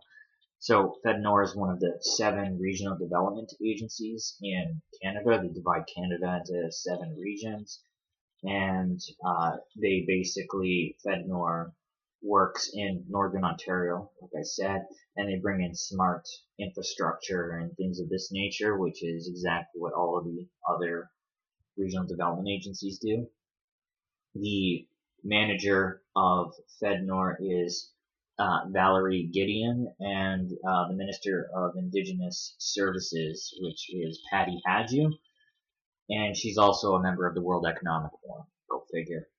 So, anyway, in this November meeting here, Crystal says it is very common of the cases we research in our volunteer work, and we do this work with no resources. We have high-placed people making claims of First Nations, Métis, or Inuit identity, and they hold significant political power. It makes the exploitation exponentially harmful. It is a trauma for us to uncover these things, to see these things exposed in the media, and to go back over the grift. What was this person what has this person been involved in? Where did they divert resources that should have gone to our people? Why is this allowed to happen? We need deterrence, we need frameworks too, we need dispute mechanisms in place for when we challenge a business. And then you also have here Garrett Genius here, or Genuous, whatever. He's a conservative, and he says, what steps can we take to ensure procurement is more accessible for new businesses, small businesses, businesses located outside the national capital, and businesses run by people without political connections. So we're truly democratizing the process here. And Crystal says, as an activist to me, the issue of clean drinking water is prevalent. I first got into this when I was working with and following the Wet'suwet'en situation from 2019. I was actually there on Parliament Hill when the Yellow Vest convoy came on February 19th, 2019. So, interesting, she talks about clean drinking water, and, but she, of course, doesn't talk about the gold and silver silica nanomaterials that absorb the pollutants, and we absorb those nanomaterials, so that is part of biodigital convergence. But, point taken, she might not know that. So, anyway, I guess you learn something new every day. And then she says, I thank you for this time at this committee to actually speak to what it means to somebody who does not have access to these colonial regimes and this colonial settler privilege that Truth and Reconciliation aims to bridge. Right, okay. So, we're going to also show that the Truth and Reconciliation Commission is involved, or the National Center for Truth and Reconciliation Commission is involved in the Convergence Experiment in and of itself as they work with the SSHRC. So this is the Dennis Kerrigan guy that I was talking about. He has an IT background. He's currently president of Plato Testing, professional aboriginal testing organization, president and CEO of Kiyomaka Consultants Inc., and managing director of Plato Task Testing Inc. All three are technology companies founded to provide leadership in addressing Canada's technology talent shortage by creating meaningful training and careers First Nations, Métis, and Inuit Canadians. And his efforts to build Indigenous IT careers was highlighted in the University of Regina's Alumni magazine. And he has over 20 years experience in executive management with the Government of Canada and has worked extensively with Indigenous communities, organizations in Western Canada and in Atlantic Canada. First participated in 2015 Governor General's Canadian Leadership Conference and currently serves on the conference's board of directors as one of two Indigenous directors. He holds a Bachelor of Arts degree from First Nations University in Saskatchewan and earned a bilingual English-French certification from the Government of Canada in 2007 and 2015. So, and he's a member of Pasqua First Nation, which is Treaty 4, Saskatchewan. So, he's a member of this thing called Imagine Canada. I know it's not related to Imagining Canada's Future initiative of the SSHRC, but this in particular, what is interesting here, so I'll read a little bit about it, and then I will talk about one person who is a part of this. It says that Imagine Canada is a national charitable organization whose causes Canada's charities and nonprofits. And so we can see too, it's interesting that some of their supporters include, the Government of Canada, BMO, so banks and governments so far, and then, Microsoft, right? MasterCard. So you have banks, credit cards, software development, and then the KPMG Foundation. That's like a junior BlackRock investment firm that I've seen connected to a few shady things. And then you have the Power Corporation of Canada, which a large portion of Canadian politicians have been involved with, like Maxime Bernier, and I believe Pierre Trudeau as well. So, some interesting grants that they have. And what is interesting too about the board here, so of course, Dennis Kerrigan is on the board of Imagine Canada, but more importantly here, we have Jessica Gordon of Idle No More that is part of this board. So this is interesting. In my video where I spoke about Grandmother's Voice, Red Rum Motorcycle Club, and Idle No More, I of course spoke about Jessica Gordon a little bit, and I spoke about what Idle No More is connected to in terms of the Tides Foundation being one of their main funders, and the Tides Foundation is largely funded by Ford Foundation, number one. Number two is George Soros organizations, a few of them, and then number three, a few different Rockefeller organizations right there. So those three, and then others pour money into the Tides Foundation, and then the Tides Foundation gives grants to I don't know more. What do you know? So, and then with Grandmother's Voice in particular, what's also interesting too, I notice as I see Crystal posting on Facebook about Grandmother's Voice, she has not tied Jody Harbour to the Alliance of Indigenous Nations or the ASMIN, which was revealed in a live stream I did with Josephine LaValle, and we spoke to David Grey Eagle. We called him and spoke with him. So we know that he's a member of the Alliance of Indigenous Nations. Anyway, and he's apparently some sort of mentor or friend to Jody Harbour of Grandmother's Voice. But anyway, just to read a little bit about this YWCA Canada Indigenous Relations Director, Jessica Gordon, over here, who's also part of I Don't Know More, one of the four founders. She's committed to her community and the organizations within, having worked with and counseled a variety of people from marginalized populations. She's well informed on social issues, the child welfare system, trauma-informed care, Indigenous ways of knowing, culture, history, and practice, and she specialized in program development and management, facilitation, and policy development from her experiences and roles within the past First Nations Band Council, Federation of Sovereign Indigenous Nations, and the Saskatoon Indian and Métis Friendship Center. I've already gone over the friendship centers. I have an entire video about that as well. So these will be either in the description or in the pinned comment for people. So it says here now to talk about Truth and Reconciliation and the SSHRC. So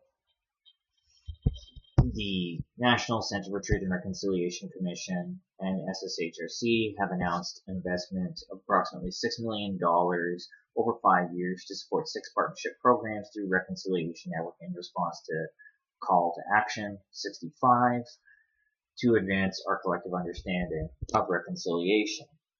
And it says that this unique opportunity, launched in November 2022, supports the establishment of a national research program where the funded recipients will participate in activities managed by National Center for Truth and Reconciliation in its role as coordination hub for the Reconciliation Network. The focus of the 6 funded projects ranges from amplifying Indigenous stories to locating and commemorating residential school burial landscapes, and will play a crucial role in advancing Indigenous research training, and knowledge mobilization in the social sciences and humanities across Canada. So in February 2022 is when their partnership was announced, and the SSHRC has long been committed to supporting research by and with First Nations and Inuit and Métis peoples, and supports Indigenous research and research training across all its funding opportunities. So I've seen a lot of SSHRC grants revolving around different Native organizations or people. So anyway, Truth and Reconciliation Commission of Canada. Truth and Reconciliation Commission provided those directly or indirectly affected by the legacy of Indian residential school system with an opportunity to share their stories and experiences. So, and then it says that, so find my place here, the Indian residential schools Settlement Agreement, the largest class action settlement in Canadian history, began to be implemented in 2007. One of the elements of the agreement was the establishment of TRC of Canada to facilitate reconciliation among former students, their families, their communities, and all Canadians. Official mandate of the TRC is found in Schedule N on the settlement agreement, which includes the principles that guided the Commission in its important work. And between 2007 and 2015, the Government of Canada provided about $72 million to support TRC's work. TRC spent 6 years traveling to all parts of Canada and heard from more than 6,500 witnesses. The TRC also hosted 7 national events across Canada to engage the Canadian public, educate people about the history and legacy of the residential school system, and share and honor the experiences of former students and their families. The TRC created a historical record of the residential school system. As part of the process, the Government of Canada provided over 5 million records to the TRC. The National Centre for Truth and Reconciliation at the University of Manitoba now houses all the documents collected by the TRC. And in June of 2015, TRC held its closing event in Ottawa and presented the executive summary of the findings contained in its multi-volume final report, including 94 calls to action or recommendations to further reconciliation between Canadians and Indigenous people. And in 2015, December, they released its entire 6-volume final report. All Canadians are encouraged to read the summary or the final report to learn more about the terrible history of Indian residential schools and its sad legacy. Okay, so ultimately, these calls to action also revolve around UNDRIP as well. So ultimately, it's problem, reaction, solution, right? So the problem in this case is the residential schools. The reaction is the creation of the Truth and Reconciliation Commission, and then the artificial solution is the calls to action that actually revolve around UNDRIP. So not a real solution, of course. And so it says that the Government of Canada continues to be committed to a renewed nation-to-nation relationship with Indigenous peoples based on recognition of rights, respect, cooperation, and partnership. Government of Canada will work closely with provinces, territories, First Nations, Métis, the Métis Nation, Inuit groups, and church entities to implement recommendations of the TRC and further reconciliation to the benefit of all Canadians. This will include implementation of UNDRIP. So there you have it. There's your artificial solution right there. And the Government of Canada also recognizes that true reconciliation goes beyond the scope of the Commission's recommendations. Prime Minister announced that Canada will work with leaders of First Nations, Métis Nation, Inuit, provinces and territories, parties to the Indian Residential School Settlement Agreement, and other key partners to design a national engagement strategy for developing and implementing a national reconciliation framework informed by the Truth and Reconciliation Commission's recommendations. So, since Prime Minister Justin Trudeau met with leaders of the National Indigenous Organizations on December 16, 2015, the Government of Canada has continued to advance with delivering on Truth and Reconciliation Commission calls to action.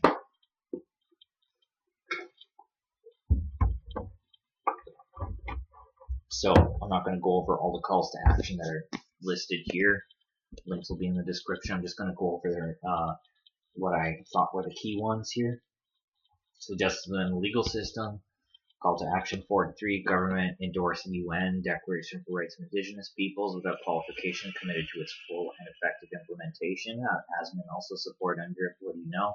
On June 21st, 2021, UNDRIP,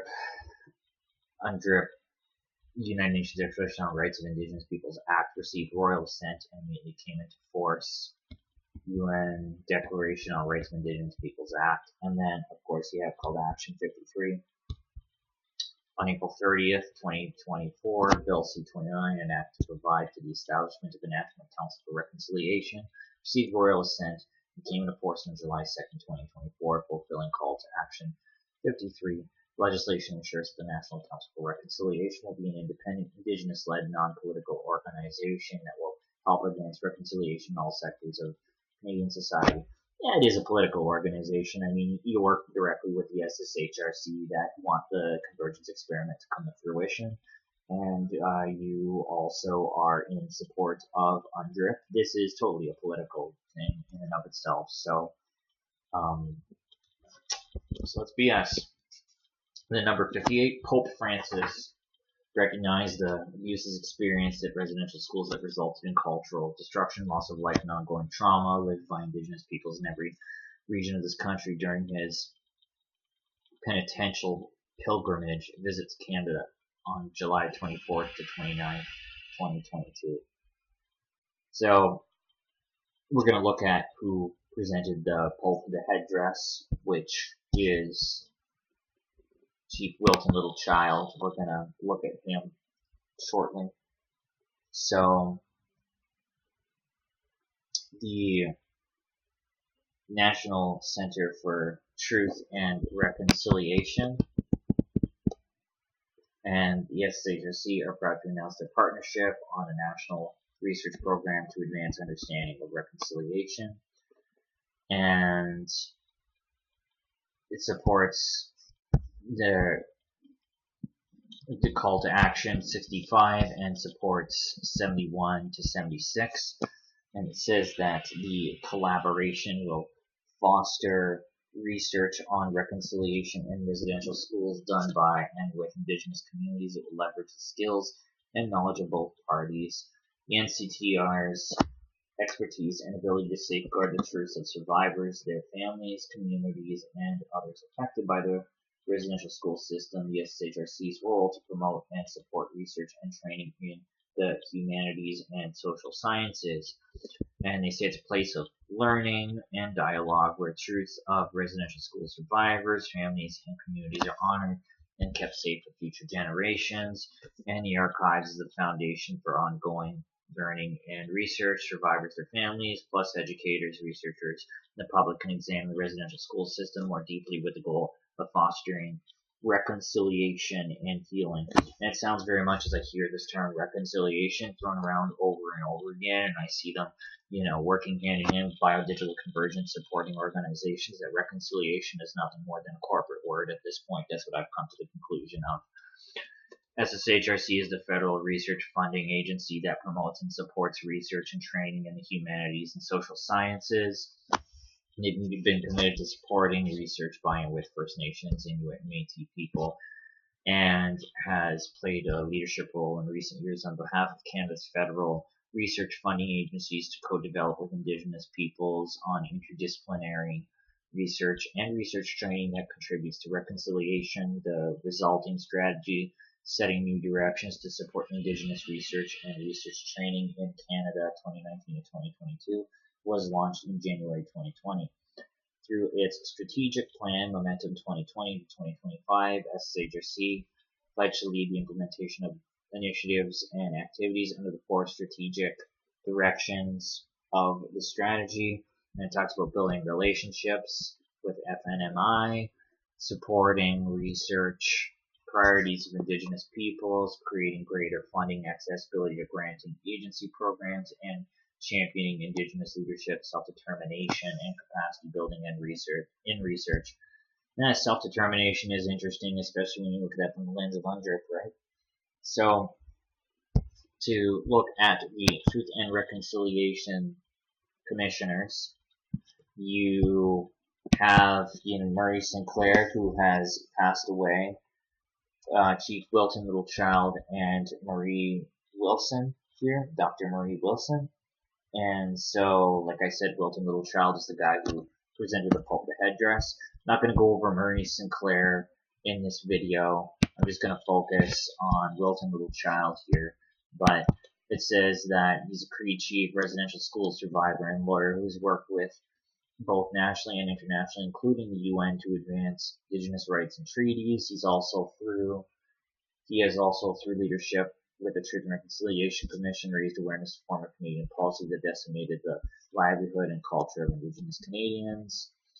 And he's born in Alberta, raised largely at residential schools from 1951 to 64, where he spent 14 years surviving through study and sport. After leaving residential school, he studied physical education at the University of Alberta and law at the University of New Mexico, where he continued his balance of academics and hockey.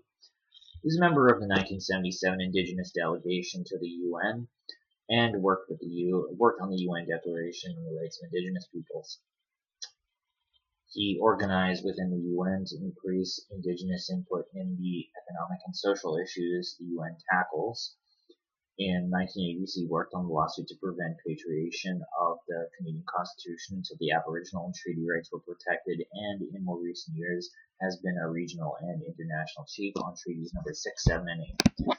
And he is a member of Parliament, Vice President of the Indigenous Parliament of the Americas, North American Representative of the UN Permanent Forum on Indigenous Issues, and the chairperson for the UN Expert Mechanism on the Rights of Indigenous Peoples and the Commission on First Nations and Métis Peoples and Justice Reform. So the UN Permanent Forum on Indigenous Issues, Cliff Matthias of Red Rum Motorcycle Club, attends quite frequently, and I made mention of that in the same video where I spoke about grandmother's voice, and also I don't know more. So the UN Permanent Forum on Indigenous Issues is just an UNDRIP supporting branch of the UN, really is exactly what it is.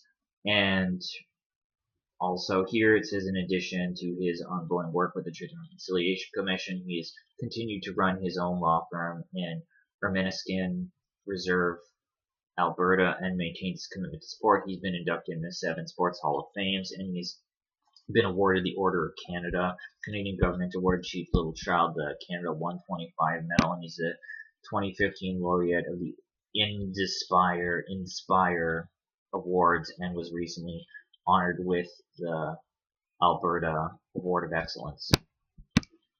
Okay, so now that we have read about Wilton Little Child, first I want to now, because I mentioned Lyndon George and his friend Maya Chakabi, but for now, I've already mentioned Maya Chakabi in a prior video, but we're going to talk about Lyndon George here. So it's interesting what he put up here on Facebook. Hear ye, hear ye. I will not be silenced by a fake First Nations, Métis, or Inuit group or person. That's all. Why silence me? This is what was deleted. We exposed a fake chief. ASMIN, Alliance of Indigenous Nations, People of the Salmon, and Becky BigCanoe is Kinship Way. It's a branch of the ASMIN. Admitted and told me she doesn't care. Which fake group are you talking about? Why delete important information, facts, and research? So Josephine LaValle got a comment of hers deleted on the thread, and so I commented as well. I said, are you talking about fake native groups like ASMIN, FANA, or Alliance of Indigenous Nations? They all support UNDRIP, which has no definition of Indigenous, but allows for self-identifying and land and resource rights for quote-unquote Indigenous people. Band councils support UNDRIP as well. What about the natives who joined fake native groups like Becky BigCanoe? And of course, what happened was Josephine and I's comments were then deleted, and then the post was either removed or set to private, I'm not sure, and we were blocked. So that's a pretty interesting response to somebody who apparently wants to stand up to these fake groups and fake people, but can't handle information being given to him for some reason. So I don't know what that's all about there, but your integrity is definitely in question there, Lyndon. So to go here, we have, it says here that last week an elder, let me just scroll right up. So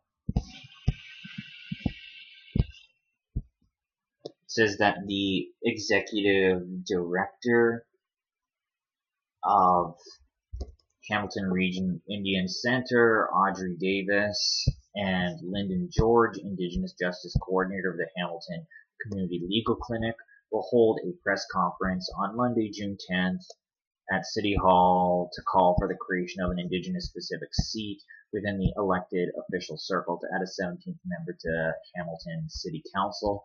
This is, of course, dated news over here from June of 2024, but it's just to show you, Circle of Beads, which is their group that is Audrey Davis and Lyndon George's group there, and as well just to show you what Lyndon is a part of this Hamilton Community Legal Clinic as the Indigenous Justice Coordinator, as they say his title is. So, and as well, it's interesting too because he supports these whole calls to action, right? Which of course revolves around UNDRIP, like I had mentioned. So all in all, he's on the UNDRIP train and also doesn't seem to want to acknowledge those fake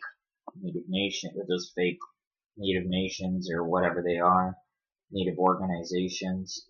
So then to mention here as well, you have this article here. So Lyndon George was set to be a moderator at this event at the art gallery, which was entitled Speakers of Truth, with Crystal Semaganis of Ghost Warrior Society, which was asked to be canceled, and then it was postponed. And what's interesting too is, according to this article anyway, there were apparently safety and accessibility concerns, so the event was postponed and a new date would be added before the end of February. So just want to say that her event got canceled. And also the fact of the matter too is that Lyndon George here, I'm kind of just curious about him because I wondered, wouldn't he be wanting to address these fake nations or whatever, and then Josephine and I just get blocked and thrown away when actually offering real information that could be useful? Kind of makes you wonder what he's really about, right? So now I'm moving to Becky BigCanoe, right? And Becky BigCanoe is part of the ASMIN, like I said. We'll be getting to that, but first I just want to show you that she received actually 2 grants from the SSHRC, and the first one, they have to do with this Enviro-Native Training Initiatives. This is Capturing the Symphony of Indigenous Research, the Strength in the Voice of FNMI Women. So that's for $49,833. And then the other one we have here is for $24,815, called From Harvest to House, Developing Sustainable Housing in Remote First Nations Communities Using Local Materials. So in this particular video here, she's speaking to this guy named Alfred Weber, and Alfred Weber, so she speaks to him about the Enviro-Native Training Initiatives, but Alfred Weber is a futurist. In 1977, in January, he joined the Futures Unit, Center of the Study of Social Policy at Stanford Research Institute, and they had a contract for the CIA to study quote-unquote alternative 50-year futures of the United States of America. And Willis Harman, the director, pulled him aside and said that in the future the USA was going to break up into regions, and Alfred assumed he wasn't given a final copy of the report, that this is what the Stanford Research Institute may have reported to the CIA. So what I want to say is, besides his, connection to the CIA and the Stanford Research Institute, he also has done videos with Glenn Bogue, or Spirit Warrior as he calls himself, member of the ASMIN, as well as John Sapola of the Alliance of Indigenous Nations, and Papoise, or David Jeffries, David Quinn of the Peoples of the Salmon. So eventually an image will load as this unfreezes here. Apologies for that. So there's a meeting of sorts that has the ASMIN and Marcel Bessette of what's called Private Law Trust or Peacemaker Society. And so in this meeting there was also members of the ASMIN present, like Errol Star Francis, who's a Jamaican guy, by the way. And in this meeting with the ASMIN,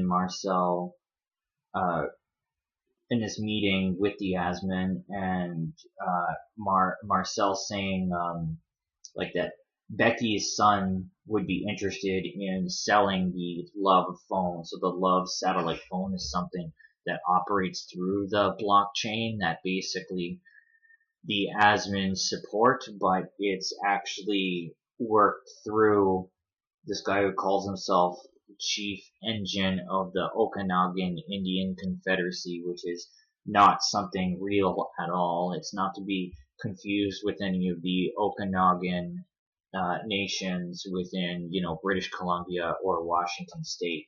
So, it also shows here that, and I will go through the images individually when I get the chance here, but Becky runs the Kinship Way, which is part of the ASMIN, and she also shares the link to sign up for the ASMIN on her Facebook. So, interestingly enough, and once again, I will be showing the pictures. So, and then Sabina DeVita explains that the Kinship Way is part of the ASMIN and says in her words, and we'll be looking at her, she's a member of the Knights of Malta. That's one of the main members of the ASMIN. She says, we are developing a new council and the idea is to develop our own infrastructure. And she mentions that the Kinship Way is Becky BigCanoe's vision that's based off of the clan system. And she says, one of our indigenous grandmothers has been developing this for a while. So, and then you also have someone named Sonia Molodecki, who I'll go over later, but I've mentioned her in a previous video where I talked about Becky BigCanoe, as well as Rachel LaChance. They are apparently both part of the Kinship Way, as I learned. And Marcel Bessette of Private Law Trust or Peacemaker Society. His real name is Mark Zurawell, which I'll show later. He says he's working with a quote-unquote sovereign shopping club and had a meeting with founding members in Dubai and put approximately $1,000 for their gold tokens, which is called Softcoin and is apparently backed by gold, but that is all a big farce because when it comes down to the blockchain in and of itself, which is the platform for transhumanism, effectively, or better known as the Biodigital Convergence, what happens is you have, so I'll go over the blockchain in a second, sorry, I just now need to show you these images that have come up here. So this is the video. This is the Kinship Way, which is part of the ASMIN, which is what Sabina DeVita was talking about. You have Sonia Molodecki, who I've mentioned in prior videos, part of the ASMIN, and then you have Rachel LaChance, also part of this ASMIN group. So this is also Becky BigCanoe sharing the Ask It for Equity link, which is the link that you use to join the ASMIN. And then, of course, you have this particular meeting where Sabina DeVita starts saying the many things that I had already gone over and basically talking about the Kinship Way in and of itself. And so before we get to looking at Marcel Bessette with a cape, sorry, I couldn't hold in the laugh there. Sabina DeVita is part of the Knights of Malta, and she also has promotes this sort of product that's kind of like how QAnon talk about med beds. It's that same kind of concept. It utilizes scalar waves, and what are scalar waves? They are waves of energy that can send digital information to biological targets. So basically, you can teach a cell how to destroy itself, and many things, right? So scalar waves are fully part of the convergence in and of itself. And so, yeah, Marcel Bessette over here was talking about working with the Sovereign Shopping Club, as he put it. Had a meeting with founding members in Dubai and put approximately $1,000 of their gold coins, which is called Sovcoin, backed by gold, apparently. But doesn't matter what they claim cryptocurrency is backed by, because basically when you take this article called Transhuman Crypto Cloud Mines, written by Melanie Swan, okay, Melanie Swan runs what's called the Blockchain Institute and other genomics companies. She's also a member of the IEEE, by the way, as James Scott told me recently. So, with the article Transhuman Crypto Cloud Mines, they talk about using nodes to access the blockchain, and nodes are the devices used. And for the purpose of the article, nodes are no different from human beings to machines. So my point is that there's no sense of true privacy with that, and also if one person has one blockchain product and somebody else has another blockchain product, then they're both kind of linked together by an invisible chain. Each of those blocks are linked together by an invisible chain, right? So anyway, now that we have Marcel in his cape here, list of people in the video are as follows in this particular video. So you have Stephen Fentall, one of the members of Godspeed Technologies that works with Chief Engine on the Love satellite phone, Chief Engine of the Okanagan Indian Confederacy, which is not a real thing.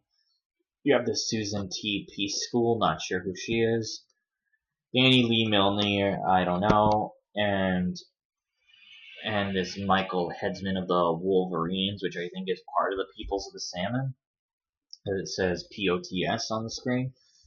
And that's one of the, fake native groups.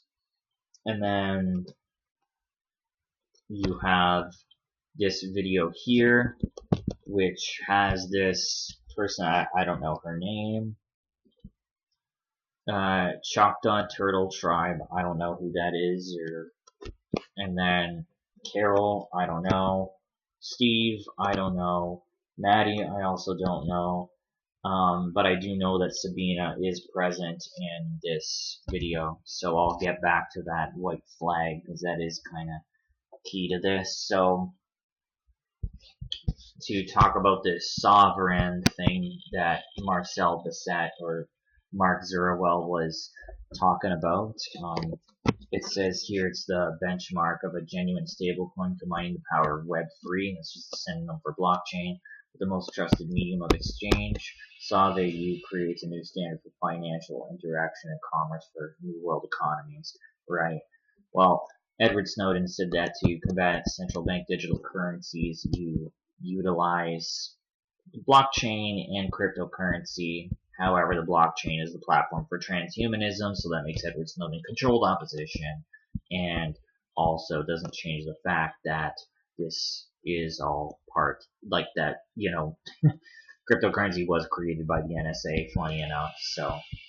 And then also, you look at the National Research Council of Canada, in and of itself, under its sensitive technology research areas, is where you have, the blockchain. So, there you have it. And then, it says here, let there be light, let the spirit of truth light the way to sovereignty, right? So, what's interesting here is that you have the mention of this sovereign ecclesiastic body, politic under the auspices of the Pantera Vita private society, we're going to look at very briefly. And it talks about what they call indigenous law. So once again, they use that term as well, and they basically talk about adhering to UNDRIP in and of itself. So international recognition of self-determination. So there you go. You have this fake native blockchain group or whatever that supports UNDRIP, no different than band councils or the National Center for Truth and Reconciliation Commission. So, and then it cites different articles of UNDRIP there. And so there you have it, right? Now to look at Pantera Vita. So the Pantera Vita Private Society. Let me just find the spot here.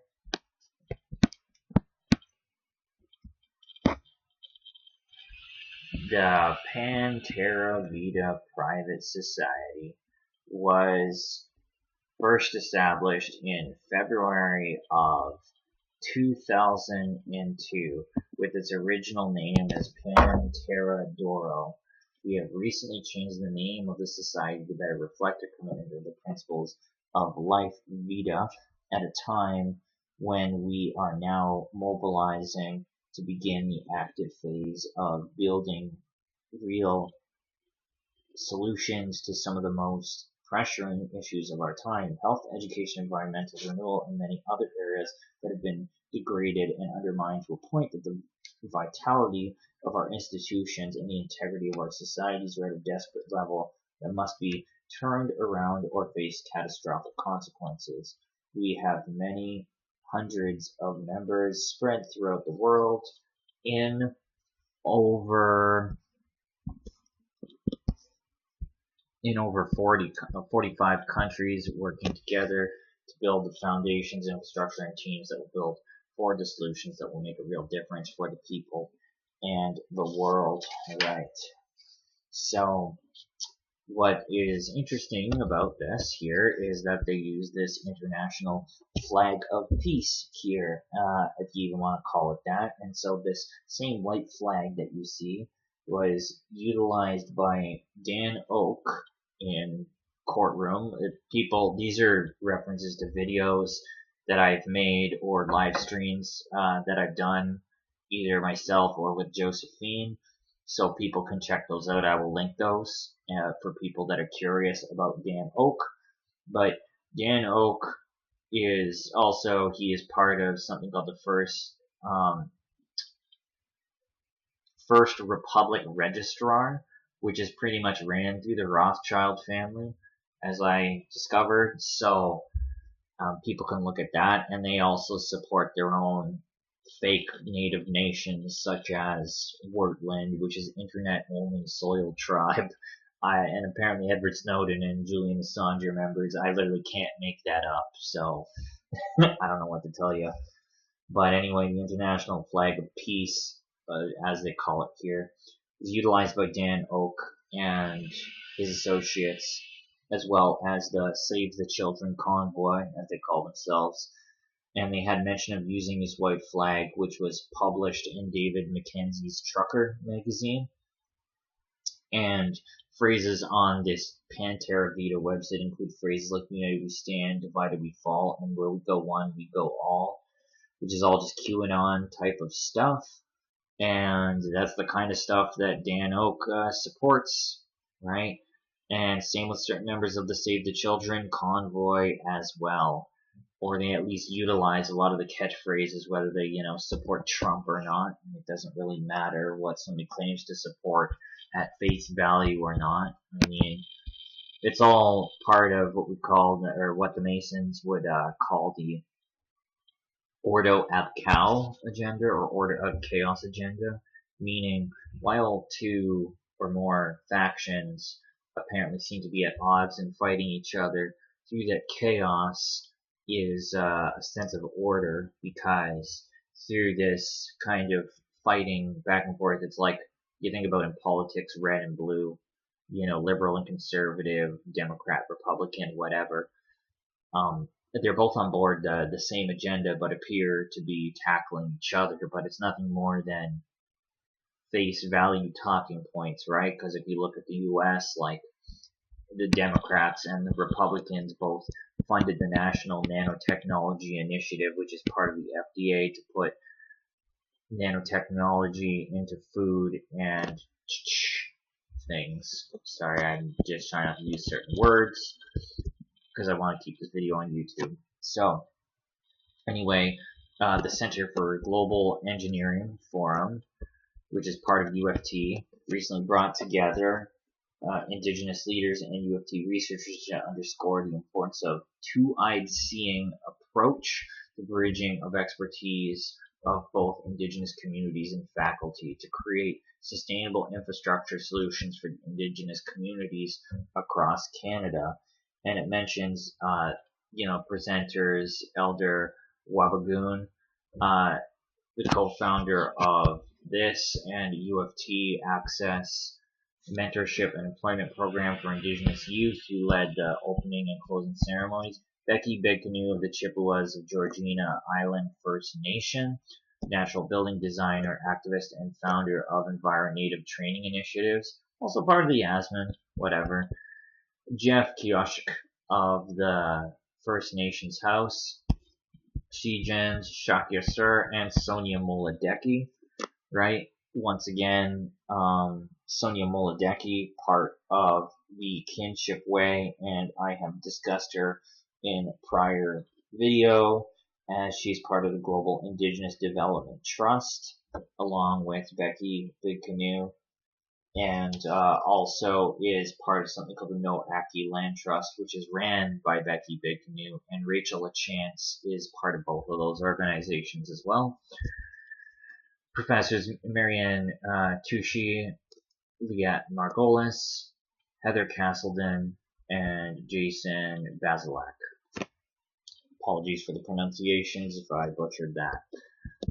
Forum also reflected upon the many ways systematic discrimination and misappropriation of Indigenous knowledge have historically and negatively impacted past collaborations between Indigenous communities and researchers, specifically in the field of engineering. And all engineers are involved in the biodigital convergence, as they all work with the standardization organizations of all countries. So, deep collaboration, understanding, and reciprocity will be the foundations of projects identified through CGEN's Reconciliation Through Engineering initiative, which launched last December.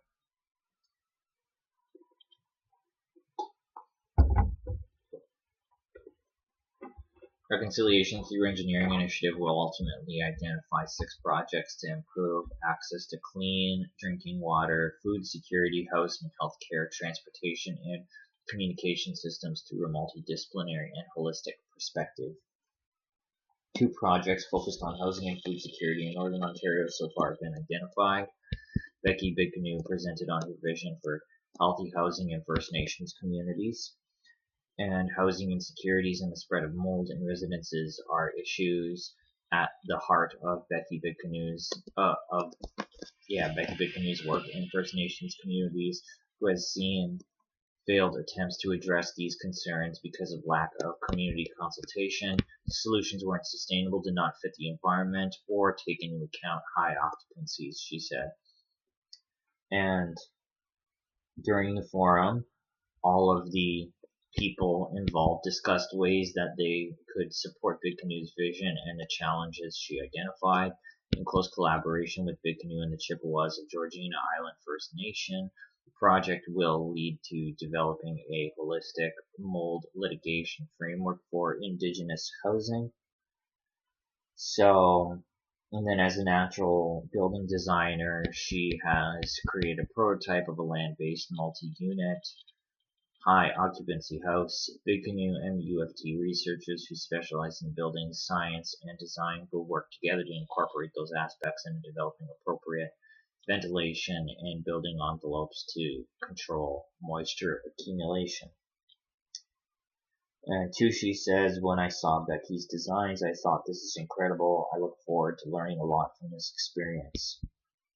And Sonia Moladeki, The program lead here hopes the event and the projects will continue the much needed cultural shift in seeing Indigenous peoples as experts, partners, and leaders in order to co-create truly sustainable solutions to infrastructure challenges. Okay. So, the reconciliation through engineering initiative here, it says that, so for one thing, I just want to say that some of the people that are involved in the Global Indigenous Development Trust with Sonia Moladecki, I've already gone over in a prior video, but I think it's worth mentioning here, is someone named Jamie Miller, who is the CEO of Biomimicry Frontiers, and biomimetics is one of the technical committees in the ISO. Technical committees are subgroups that are led by one country's standardization organization, and various other countries' standardization organizations follow underneath. So the biomimetics department is ran by China's standardization organization. And then Global Indigenous Development Trust is led by Jerry Asp, elder of the Tahltan Nation and co-founder and CEO, plus a career in mining, and president and founder of the Tahltan Development Corporation. And you have Rachel LaChance, who I mentioned, and various policy advisors and foreign affairs type of people, as well as Becky BigCanoe. And it has a partnership with the Noaki Land Trust, which is ran by Becky BigCanoe and includes Sonia Moladecki and Rachel LaChance. So RTEI was established in 2018, considers how to enact reconciliation within the activities at the Center for Global Engineering. See, this is what I mean. Reconciliation is a corporate term. This includes efforts to facilitate reciprocal long-term partnerships between Indigenous nations and engineering faculty to support community-identified needs. And so it goes on to basically say that the current project is learning from collaborative research with Indigenous nations. It aims to learn from past collaborations and understands how engineering and other technical researchers can better work as allies to Indigenous nations. It includes recommendations for training, guidance, and institutional structures targeted at technical audiences, and the project is carried out in collaboration with the Isaac Olam Foundation and funded by the Ocean Program of the National Research Council of Canada. So there you have it. And so I'm going to take a very brief look at the Isaac Olam over here, and then we're going to look at the National Research Council of Canada's initiative, the Ocean Program. So it says here that it shares knowledge and builds capacity for Indigenous protected and conserved areas, and it manifests its purpose by incubating programs and collaboration support Indigenous leadership in the conservation of biological and cultural diversity, development of sustainable and resilient communities, reconciliation between Indigenous and newcomer societies, and innovative solutions for reconnecting people with their environment. Our ultimate purpose is to support the establishment and long-term capacity of IBCAs and to educate Canadians about their value and relevance. Indigenous protected and conserved areas is what that means. So basically, it consists of native and non-native engineers, filmmakers, environmentalists, and more. You'll look at Isaac Olam a little more in a future video, and some members. So this ocean program says 2021-2030 United Nations Decade of Ocean Science for Sustainable Development. And it says that the Ocean Program is a decade implementing partner of the UN Decade for Ocean Science for Sustainable Development. So this particular National Research Council of Canada Ocean Program works hand in hand with the United Nations, works hand in hand with this Rockefeller organization.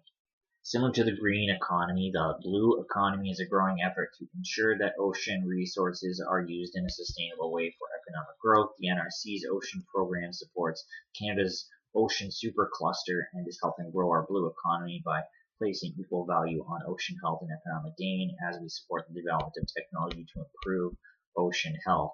Yeah, if you say so. And it was endorsed as a decade implementing partner of the UN Decade of Ocean Science for Sustainable Development. Of course, everything within the Sustainable Development Goals always means the exact opposite, right? And sustainable means unsustainable.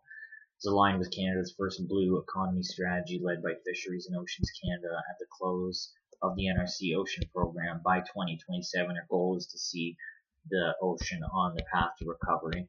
And it mentions 4 different themes here. It talks about coastal resilience, mentions this particular term, climate change, which I already, went over, intelligent marine assets, and then pollution remediation. I already talked about gold and silver silica nano materials used to absorb pollutants.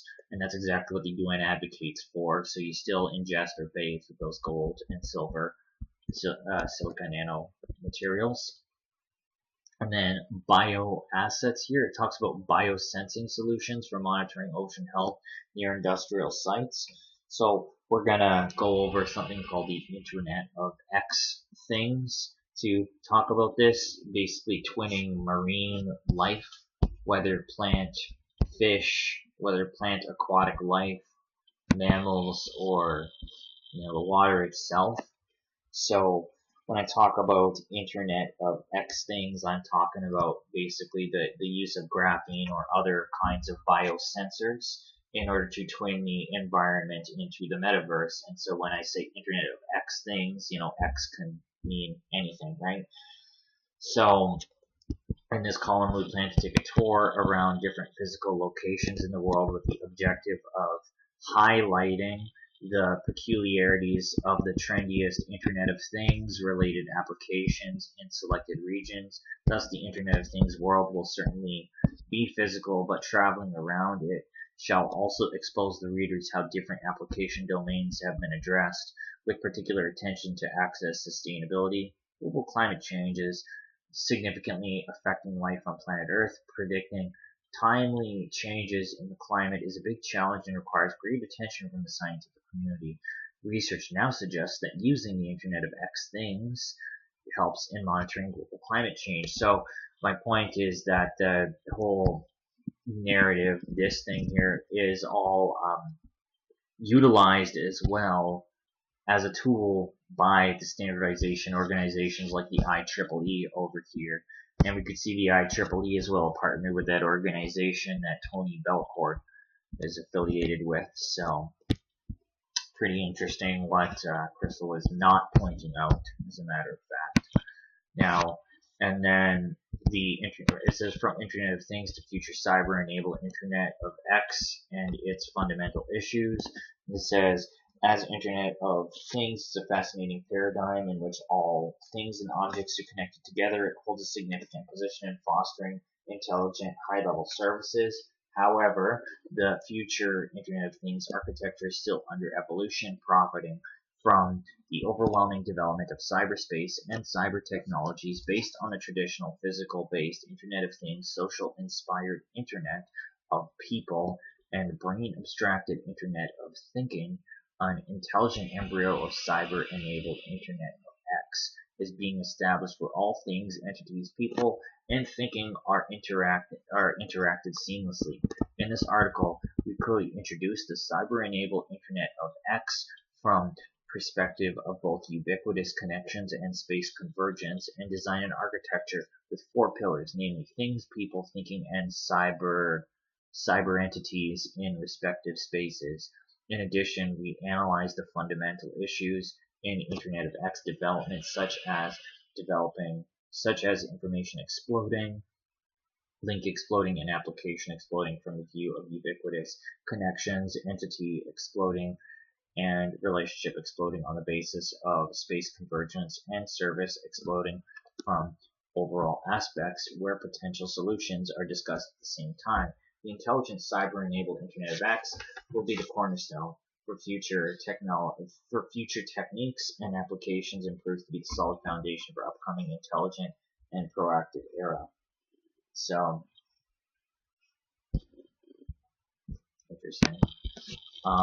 Now to move forward with some good old pictures here, I guess. We have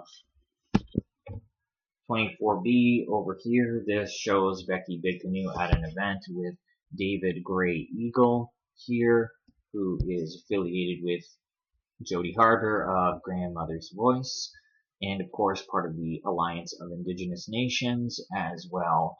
And we know that the ASMIN is one of those things under the umbrella of the Alliance of Indigenous Nations, and the Kinship Way is a part of that, and that is where you have Becky BigCanoe. So then you have, I just want to talk about Marcel Bessette's pricing too for opening his societies, and I'll talk about what that really means. But as we go through, I've transcribed aspects of a live that I did where I spoke with Marcel, and then one where Josephine spoke with Marcel. So starts from $90 and ranges to $250,000. I don't know who can afford that. And then his products range from $50 to $10,000. So in this video,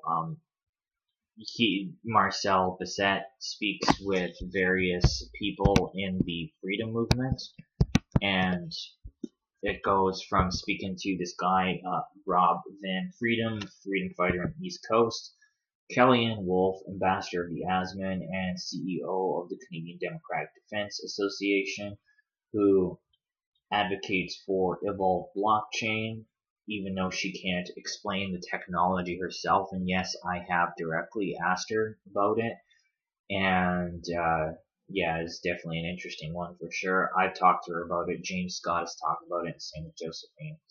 So basically, evolved blockchain, like I mentioned in prior videos, so I'm just going to explain briefly, is to turn Canada's parliamentary democracy, if you want to call it that, into a direct democracy using the blockchain to do this, to evolve blockchain. And then you have this person named Maria, I don't know her, and then you have Marcella Desjardins, who is part of Stand United BC. She's the leader of it.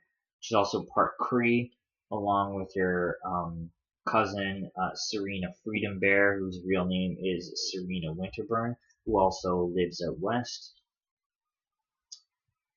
And Marcella's husband is James Davidson, who ran for the Conservatives, and he's also part of Stand United BC. Marcella has been part of the PPC, Maxime Bernier. And then you have Serena Freedom Bear, who spoke at an event with this Popoyce guy, or David Jeffries or David Quinn of Peoples of the Salmon. And also someone named Mel Bruchette was there. I'm not quite sure who that is, but he is in this little portion of the photo there. And so it's interesting because she also utilizes, like on Facebook, these gold stars, which a lot of people do. And those gold stars are just part of a token-based system. So it all revolves around actually those gold stars, which I'll never participate in. I'll never turn on professional mode or whatever on Facebook or anything, because it's all part of the token reward system, which is the token-based economy or task-based economy, gig economy, next digital economy. I already spoke about that, so I'm not going to sound like a broken record now. And then, of course, as well, what I will just say to it, though, with the tokens being added is that there is like a carbon credits component to that as well. So while people like Pierre Poilievre and some of the freedom fighters say axe the tax, which is, it's really just gatekeeping, because they're not really talking about a carbon credit system, right? So, and then this guy is Cody Holler. Not sure who he is, but I'll definitely be looking into him at some point. And then you have Laszlo Kendrasy, who is a Hungarian and Canadian Forces veteran and part of the freedom movement. Then you have Vladislav Sobolev, He's a freedom fighter affiliated with Lamont Dago, Kellyanne Wolf, and others. He's part of Hugs Over Masks, and he now lives in Mexico. This guy calls himself Musqua. Kelly calls him Dad. And Musqua says that Forrest Jackson submitted red paper to Kretchen to make Indian people non-Indians. His father was a headsman named Lindsey Jackson, and his father was Charlie Jackson, or Charlie Jacks, and his father was Poundmaker, which is the original signer of Treaty 6. And he mentioned starting a private bank and banking system using land as currency. He also owns a company called J Treaty Ventures. Then you have Jody Ledgerwood, hosts a show called The Fringe Majority alongside someone named Chris Black. And she has a background in real estate and is also involved in the freedom movement. I don't know who this Ash Parinello is, but you have Maggie Hope Braun here, who actually works alongside William Denby, the fake chief of, fake reservation Kawartha First Nations. And she and Denby have delegated different towns about how politicians are all involved in Agenda 21 at the local level. However, she fails to talk about the biodigital convergence, especially when addressing the whole nonsense of climate change. She doesn't really explain what that really is. She's a gatekeeper and also a former politician in the Canadian Action Party, which was originally founded by Paul Hellyer. And I believe she has a page called Gather 2030 and runs an initiative called KICLY, which is a play on words for ICLY, which stands for, it's Local Governments for Sustainability, which is a localized Agenda 21 initiative. And then, and so there's William Denby. And then you have, in particular, this Paul Chauvin guy, right? And Paul Chauvin talks a bit about grand jury, but I don't really know anything about him. I have no idea who Ed is. And this Dana Larson person works with Marcel as a member liaison, helping people set up their paperwork process. And then you have Michelle Leduc Catlin, who's a writer and TV director and producer. She is a spokesperson at the National Citizens Inquiry, who focuses on people who are injured from the coercive and people's stories of personal loss and things like this. The only thing, though, is that they seem very hesitant to be able to address the biodigital convergence, but James Scott managed to address the subject matter, but had to jump through hoops to be able to do it. And lastly, you have Tim Phillips, otherwise known as Eagle Eye, who has worked with private law trusts. So, interestingly enough, you have this guy, David Hollowbone or Hollowbone Wolf or Golden Wolf. He's Polish and I can't pronounce his last name. I know he's promoted by Wayne Snellgrove. And he and Jeremy Gibson made a video where David revealed to Jeremy that he's the White Buffalo, and it is completely ridiculous and a nice comedy skit, to say the least. So then you have the Constitutional Conventions, which is ran by Dallas Hills, so Marcel shows up on that.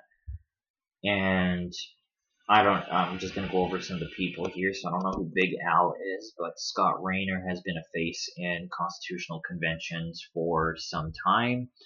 And then you have Eric Cabrinel, who's at a lot of their meetings. He's out in Manitoba. Not sure who Marika, Edward Pegg, Rocket, or Charles Stewart are, but Dallas Hills here has also streamed with William Denby, and he used to work for what's called Ascend Technologies, who does work with the NSA. And Dallas talks a lot about, Canada as a corporation, because, it's registered in Washington, D.C. And he speaks to its history. He speaks to Canada's history very well, but he's very angry and makes people feel hopeless as he kind of, weaponizes a lot of aspects of the truth and makes people feel angry and things of this nature. And also, as well, I will say that, he talks about the Jews all the time, but I don't hear him talk about Zionism, right? Or really differentiating those two things, because a Zionist is one who believes in the formation of a Jewish state or country. You don't have to be Jewish to be a Zionist. And yeah, so there you go. That's pretty much his deal there, and I'll talk about him a little more in a video in the future as well. I mean, I already have spoke about him prior, but I'll definitely be diving into that a little more, especially as he is interviewed William Denby. So then you have as well this person, so this Peoples of the Salmon Wolverine clan meeting or whatever. The only people I know from it are David Jeffries and this guy named Mathatla, who are right over there. And they're from the Shishal Nation, a small band based out in Shishal, BC. And Peoples of the Salmon support UNDRIP and are part of the Alliance of Indigenous Nations, like I said, which is an umbrella for groups like the ASMIN, Kinship Way, and others, right? These are all people I don't know. I just put a photo in the video and people can pause it and take pictures or do their own research or whatever. Then you have this is the High Council leaders apparently. So this Arneson Bishop is an IT guy. And then you have Cam Forbes, who brings up mentioning chatbots into the website. I believe that those chatbots are largely created through like DARPA and stuff like that. And Cam has worked in the IT industry and succeeds in website design. This Devin guy, I'm not really sure about him. Dr. Randy Shannon is a former Fox affiliate and talk radio show host and founder of something called bodycan.com. And she holds a diploma as a certified natural health professional and a doctor of naturopathy from Trinity School of Natural Medicine. This Jason guy is part of something called Love Light Warriors and is supposedly the founder of a multi-billion-dollar bond fund at a bank. He also created something called Technify, which is a network of engineers that is actually in business with Oracle, as in what's ran by Larry Ellison, working on Project Stargate with Trump. And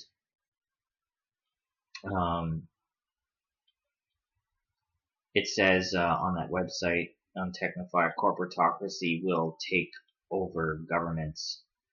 And he has a website called outapedochallenge.com. I'm just not going to say certain words once again. And then Kellyanne Wolf is apparently part of this high council as well. So now to move forward and just talk a little bit about here. So this link here just mentions that Marcel Bessette's real name is Mark Zerwell. So here on privatelawtrust.org, it says that since 2009, just get there, since 2009, Peacemaker Society has been providing professional consulting services to clients from around the world, from strategic planning to innovative solutions. Our focus is always on building an efficient and results-driven relationship. We'll work with you to create a customized plan of action for yourself, your freedom, or your society of trust. Get in touch to learn more about our vision and consulting approach. Private Law Trust has been gifted results from Peacemaker Society. We are a new organization under new management. We are dedicated to providing a quality experience for you and the world as you claim and learn your rights via private law. So, and on their Facebook page, under the name Mark Zerwell, or Bessette, under the name Mark Zerwell, mentions talking with the Winnipeg Police Service recently. Okay, so yeah, that's exactly what I just read right there. So, so now to move forward to speak about the meeting where Josephine is talking to Marcel. It's Josephine's live, and it ended up going viral. And so Josephine tries to call Marcel, but leaves a message after a failed attempt. And I clarified that UNDRIP is dangerous for both native and non-native people, and I explained the biodigital convergence being the merging of biological life with digital systems. And I mentioned exposing the ASMIN involved in the convergence with the love phones, and Kellyanne Wolf being a part of the ASMIN promoting her evolved blockchain product. I explained the Transhuman Crypto Cloud Mines article. I explained that earlier, so I'm not going to repeat myself.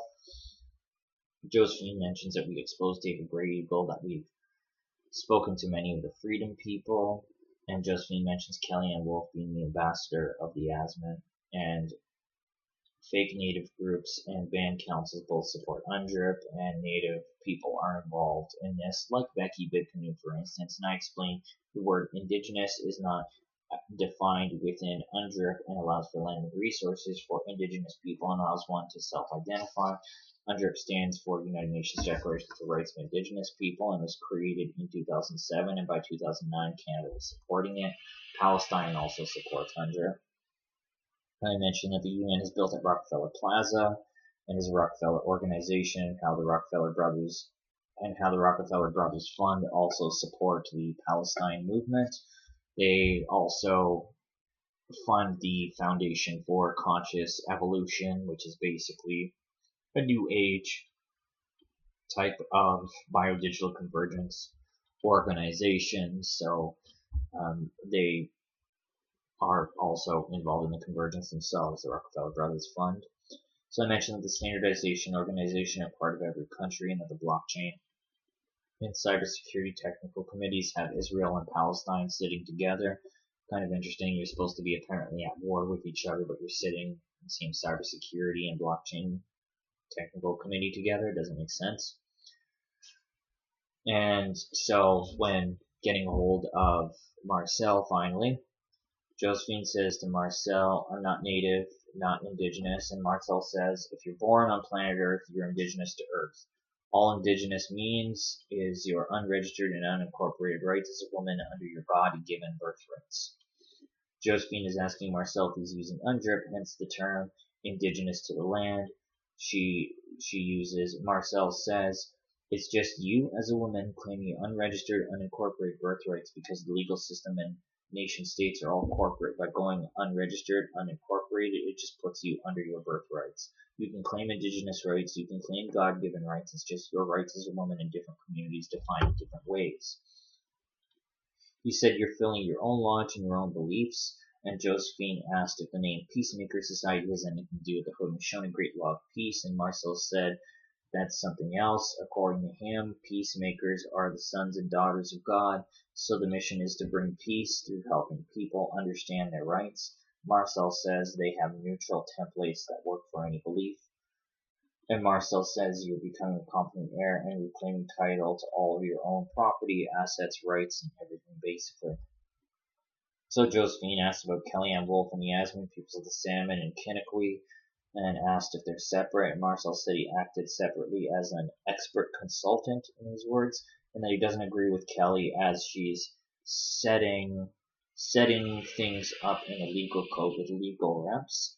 And Marcel and Kelly are separate, and Marcel says, I'm who everyone comes to when they want to get their sovereign bank accounts, have their paperwork correctly organized in a way. The legal system won't shut them down, but you're still in the private under God's law, indigenous law, your private law rights. You're separate, operating with all rights reserved when and if you do anything in the legal system. So Josephine asked if there were any partners, and Marcel said there were 3 founding members. He didn't mention their names, unfortunately. Josephine asks about backlash with Marcel, and he said apparently Clan Mothers had some kind of squabble with Glenn Bogue, the spirit warrior of ASMIN, and Glenn Bogue was apparently empowered by one of the chiefs. Marcel says that this is third-hand information, so I'm not entirely sure what that's about. And Josephine brought up Camp Hope and said that some of the people in attendance like Colin Big Bear Ross and Adrian Thomas. So Marcel said there are a lot of groups doing good things and admitted to helping toys from peoples to salmon, but he says a lot of groups don't have their own trust or society protecting their rights. Josephine asked how many native groups have signed up and said she wanted to grow from those groups a little. And Marcel said he's coached 20 to 25 First Nations groups over the last 10 or 15 years. So funny enough, the whole, grift comment there that Josephine made, Marcel didn't even bat an eye or question that at all. But the other aspect I'm going to say too is while you look at Kellyanne Wolf working within the legal code, as Marcel is saying, even though their initiatives differ slightly, Kellyanne Wolf is part of the ASMIN, by the way, as it's been confirmed in different videos that I've made. But the thing is that even if somebody's surface value objectives appear different, there's always going to be commonalities. This is the whole order of chaos thing. So Marcel supports UNDRIP, as we will see with the questions that I ask, that he makes it a little more clear that he is utilizing UNDRIP within his whole gimmick of setting up a society. And also the ASMIN support UNDRIP as well. And based off the fact that he is invested in cryptocurrency and very much like he loves satellite phones that are being used by or being developed by this chief engine guy and Stephen Fentel of Godspeed Technologies. They're both ingrained into the transhuman agenda, even if they are doing different things at face value. So now in the live that I did when I spoke with Marcel, I asked him if you set. I asked Marcel if you set up private law trusts. He says, yeah. So Peacemaker Society is a society that I've run for 15 years, and it's unregistered and unincorporated, so it falls under private law, also under God-given rights or sovereign rights held by indigenous power. From the perspective, if you're born on Earth, you're indigenous to Earth, separate from the First Nations. And the society basically can operate as a trust, and some people operate as more of an NGO or civil society organization. It just depends on the individual's goals. Some people set it up for religious reasons, but essentially it's for individual rights and community empowerment, and private law is your way to resist legal infringement and encroachment. You can still use the legal system with all rights reserved, but your private law, because it falls under God-given law and rights and indigenous common law rights, because it just outranks and supersedes legal code. Legal code is all corporate contracts. That's why you're unregistered, unincorporated, and that's the basis to have some separation from it. So I asked him if this is separate from the sister KV trust. And Marcel said they're not trying to access that. He also brings up how the Constitution is invalid and is stripping of rights through legalese. Never mind the validity of what he says, never mind the validity of the Constitution and the different royal proclamations that have been overturned now through the different UNDRIP court cases, through the Supreme Court of Canada. So now that UNDRIP is fully ratified through the Constitution and all that, Indigenous private law absolutely outranks legal code, and it's nice that the case law is there to prove that now, so it makes explaining it easier. But the simplest way that I've always come to explaining it is understanding the difference between unregistered and unincorporated versus once you register and incorporate, and then privilege and liability and things that you're putting yourself through with that, and then the balance that you could use both systems at once. So basically here, when I asked about the Sister KV Trust, so the Sister KV Trust is like basically a trust fund that is created when somebody is born, and different things like the birth certificate and your driver's license and perhaps a status card if someone has one are all attached to this Sister KV Trust. And basically it's like a personal fiction, if you will, that is used to bind people to the legal system, essentially, and that fiction is not you, it's a copy, right? So, anyway, I asked him if he uses the term indigenous. I asked him when he uses the term indigenous, if he's utilizing UNDRIP or Black's Law legalese. He said, we don't stand under any of it. Basically, when founding your own society, you claim the number 2 spot under God, whatever that means to you, so your society is your law, and it's correct to process whether you want to do God-given rights or identify First Nations or Indigenous or Amish or whatever. It's just literally you're just you and 2 other people, 3 or more people, join in mutual consent for a common goal. That's the society. So it could be to feed puppies. It could be have the society to operate as your private trust, and the way that we set it up is there's 1 signatory per society, so you would have signatory status over your society so nobody could steal it from you, and because it's set up that way is why it can operate as both a society and a private trust. But you're not standing under trust law, you're not standing under UNDRIP, you're not standing under legality. Your society is your own law. Your body is your nation.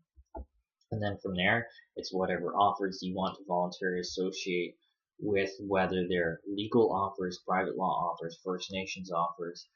It's just a way of having the rights respected and cured in any other agreement or contract that you would do with anyone else in a way that it's documented properly and they can't screw you out of it, basically. Pertaining to the legal system, I mean, as far as, what we did with it is we just basically created fill in the blank templates. So now kind of like when you go get insurance, you don't have to spend all the time researching, you just have the paperwork. So we encourage people obviously to do as much research as they would like and have all the resources online for them to do it. But basically fill in the blank template in about 2 or 3 hours. Anybody can sit down with their own family and friends, pick the society name, do the founding just by filling out the paperwork. And then once they email out the first notice to the government, they get the proof of service. They can take the proof of service into the bank and go get bank accounts. In Canada and the States, you got to do a little EIN number stuff to religious status and that.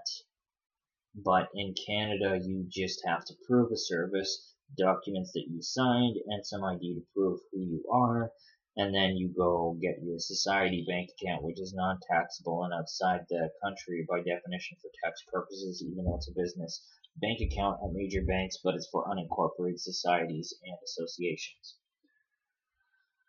So, Marcel mentioned to me Dean Clifford argues trust law, but he sets up self-governing sovereign societies, and when he was in jail threatening the Prime Minister and RCMP with private law when they did the lockdowns, they came after him, and he was explaining this to prison guards to get them to open their own sovereign societies. So Marcel was literally doing this in jail to prison guards. Marcel also mentioned it was his lawyer that got Dean Clifford out of jail.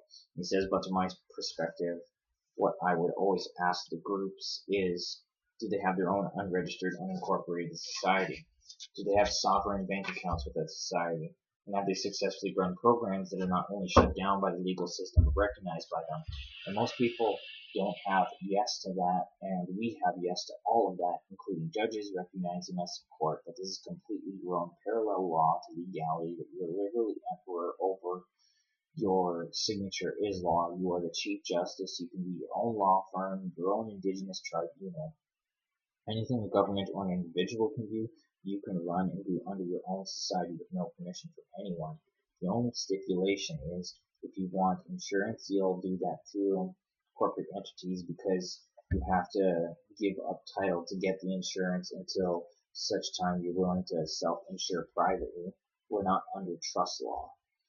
We're doing things that are a little bit different. We're not leaning the legal person. We're not claiming administrative status. We're strictly creating competent law, standing under that, and then we use that law to point out the fraud of the legal system. And anytime we're using the legal system, getting bank accounts, even if you want to get a driver's license, just so police don't beat you up, if they pull you over, not that you have to, but if you want to, it allows you to sign all rights reserved for any of that, so you can access all of that, including legal aid to pay lawyers if you need, because you have no income, because all your assets go through your society, which is a parallel system, and outside your taxation or licensing.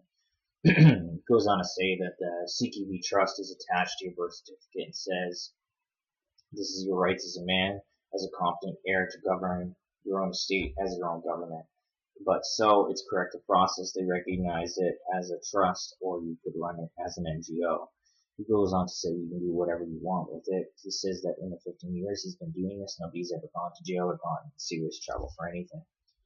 And he says I pushed boundaries many times, but they've never come after our society. And as long as we don't threaten the Prime Minister or police that we're going to come to their homes with guns, they don't come after me. So I don't do that anymore. So yeah. And I asked Marcel if he's working with Kellyanne Wolf of the CBDA. He said she's having independent candidates in different ridings, not in her specific political party, and she still operates within the legal system. Marcel wants a parallel system to compete with or replace the legal system in the areas it's competent to do so. So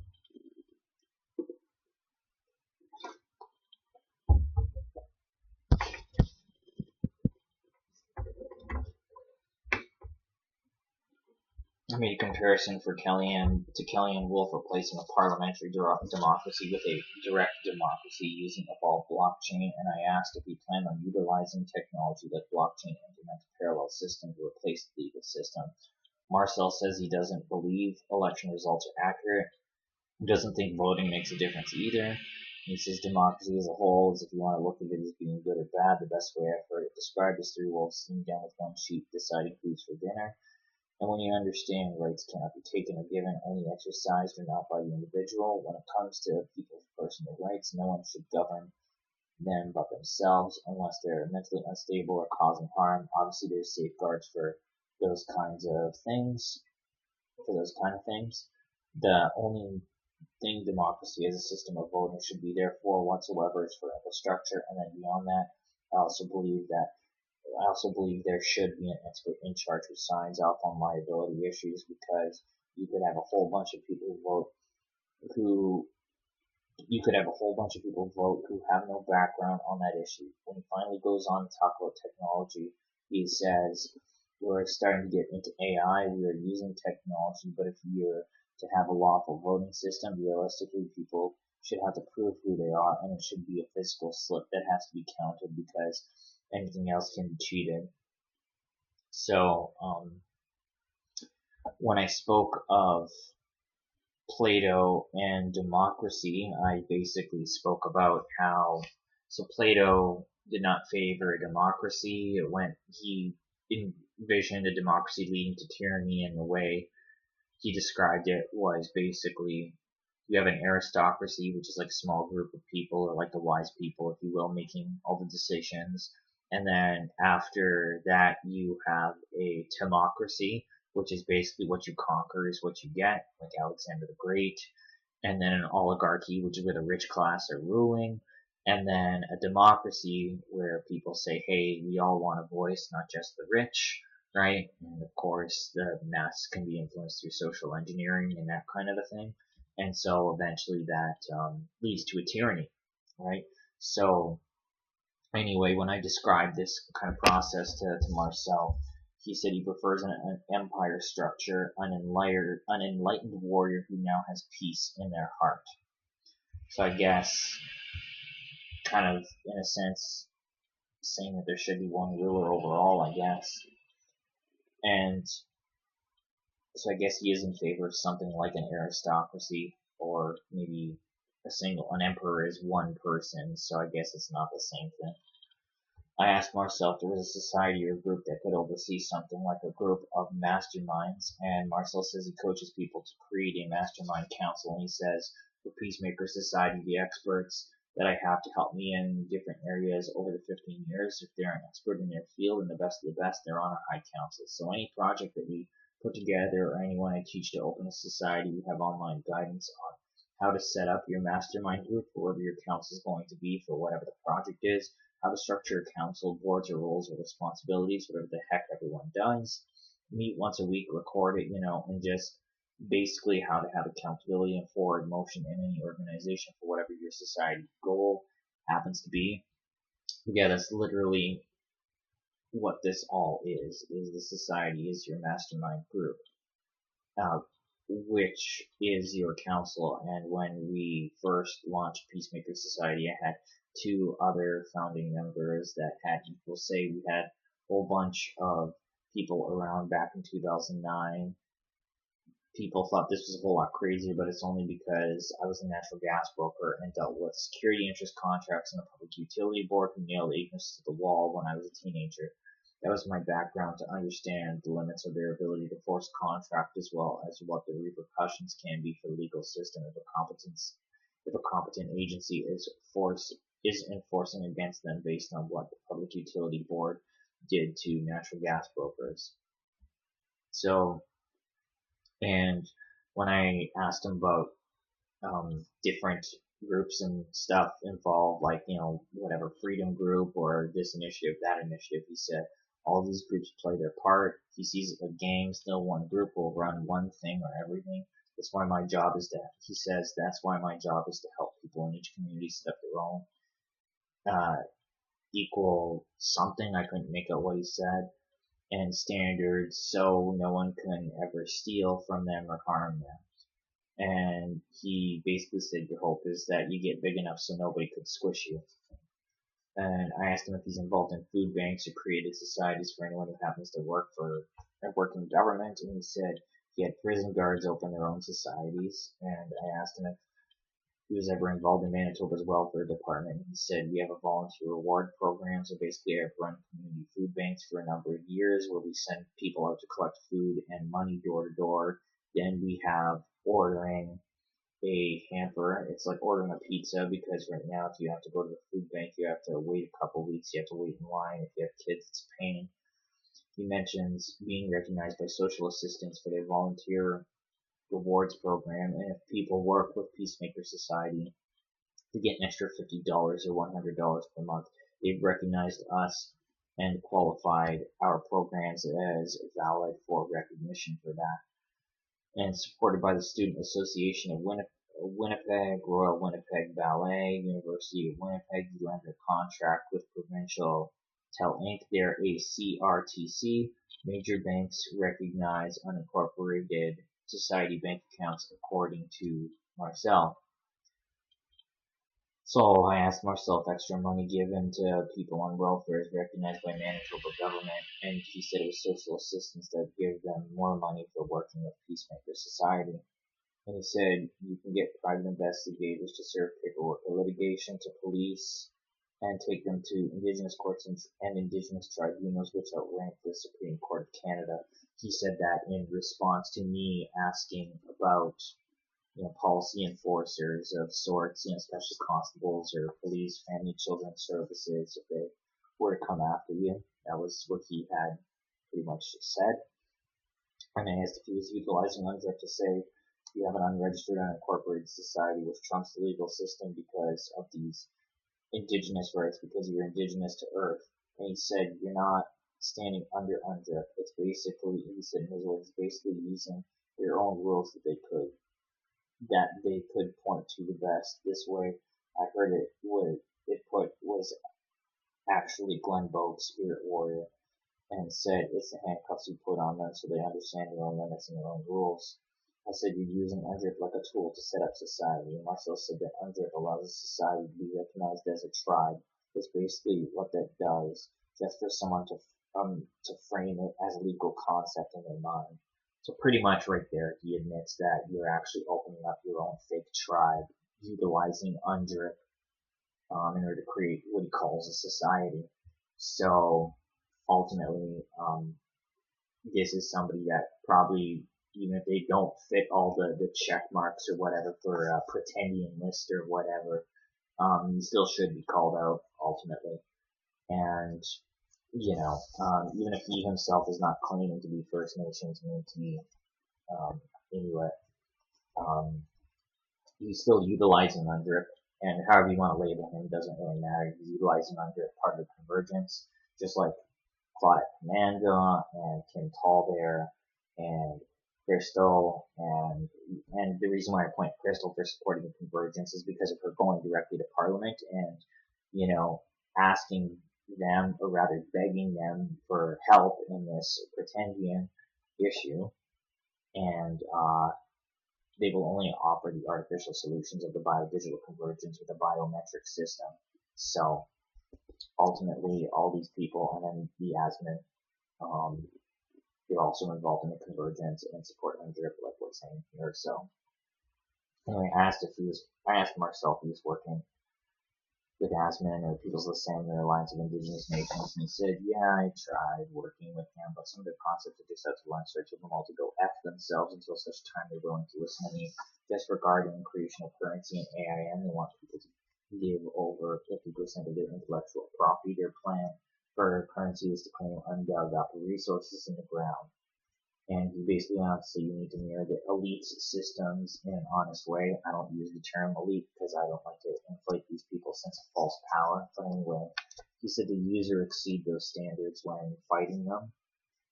And he supports the AIN and ASMIN as far as their goals and tribunals, and he publicly sends people to them, but apparently doesn't talk to them anymore. Claims not to formally associate with anyone and looks at them as competition. And whether he looks at them as competition or not, he's sending people their way anyway. So he is, in a sense, working with them.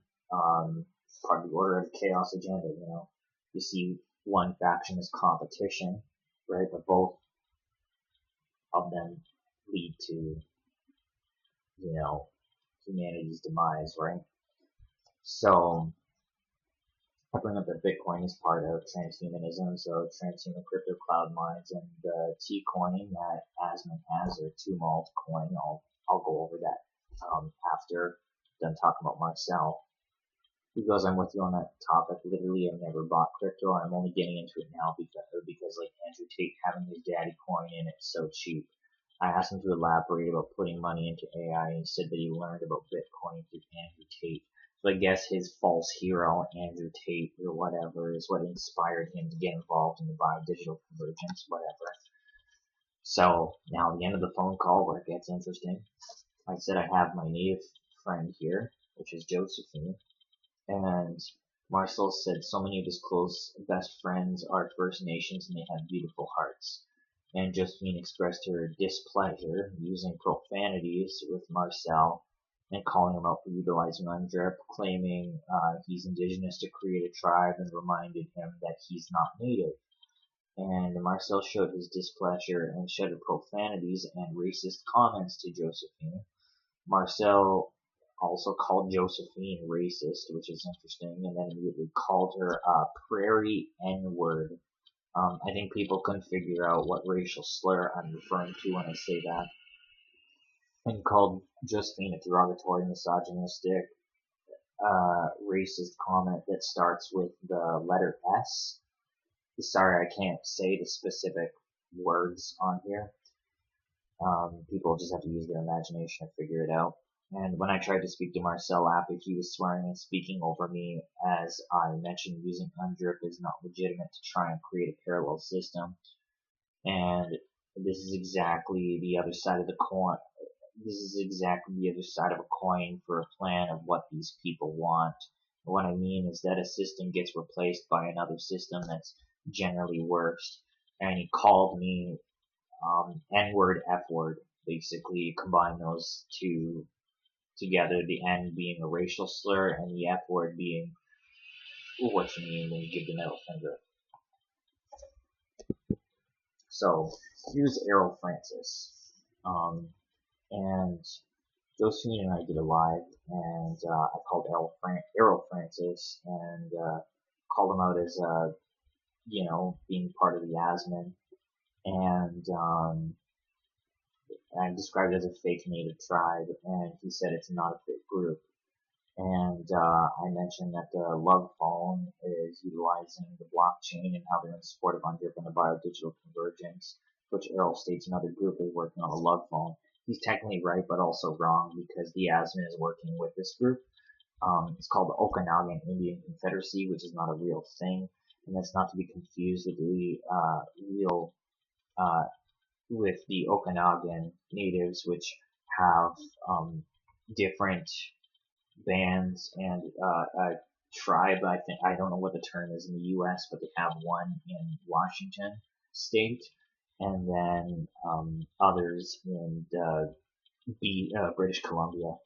So the Okanagans there, and then so anyway, Chief Engine is the leader of this fake Okanagan Indian Confederacy, and also Chief Technology Officer for Godspeed Technologies, designer, programmer of Love OS, and also he's a member of the Alliance of Indigenous Nations, just like the Okanagan fake thing is. And then you have Steve Fentall, the director of Godspeed Technologies, global peace ambassador for the World Institute for Peace and designer of sustainable systems that leverage the information age. So I talk about self-identification and utilizing UNDRIP, and Errol said he has the right to say whether he's indigenous or not, gay or not, black or white. You can't really pull that card, sorry, but anyway. I said he is utilizing UNDRIP and indigenous is not defined, which leads to a land and resource grab, and I bring up other groups like the People of the Salmon, Kinship and Alliance of Indigenous Nations, and Marcel Bessette, the Pride Block Trust, and I get people to open their own society, which is actually making a big tribe through UNDRIP. And I bring up that he's not native, and his response is, your point is? So I bring up the anatomy of the Alliance of Indigenous Nations, and Darryl mentions Germanic nations and their indigenous tribes, Australian nations and their indigenous tribes, and Hawaiian nations are also signed on. So you also have this guy Donnie Hill, right, over here, who's part of Errol's band, Tribes or Tribs or whatever, T-R-I-B-Z, if you want to look it up. Donnie Hill is Upper Mohawk and raised on Six Nations, but apparently agrees with Errol and his views. So Errol hung up, so I didn't get to talk about various people and groups, and neither did Josephine, unfortunately. So, Sabina DeVita is part of the Knights of Malta, along with Wabiska Mukwa or Zane Bell, the former Grand Chief of the ASMIN. So there's your Vatican connection. And this guy right here, we'll be going over Arthur Jefford in a sec, but I started doing a roll call of names of people connected with the ASMIN and bring up Nolene Villebrun, for instance, William Denby, Marcel, Kellyanne Wolf, Pat King, Serena Friedenberg, and Becky BigCanoe. And so people can just watch that live, which I'll link in the description themselves, and it's probably a little more interesting to see it than to see me transcribe it like this. But anyway, now just to finalize part of the video here. So you have this tumult.ca.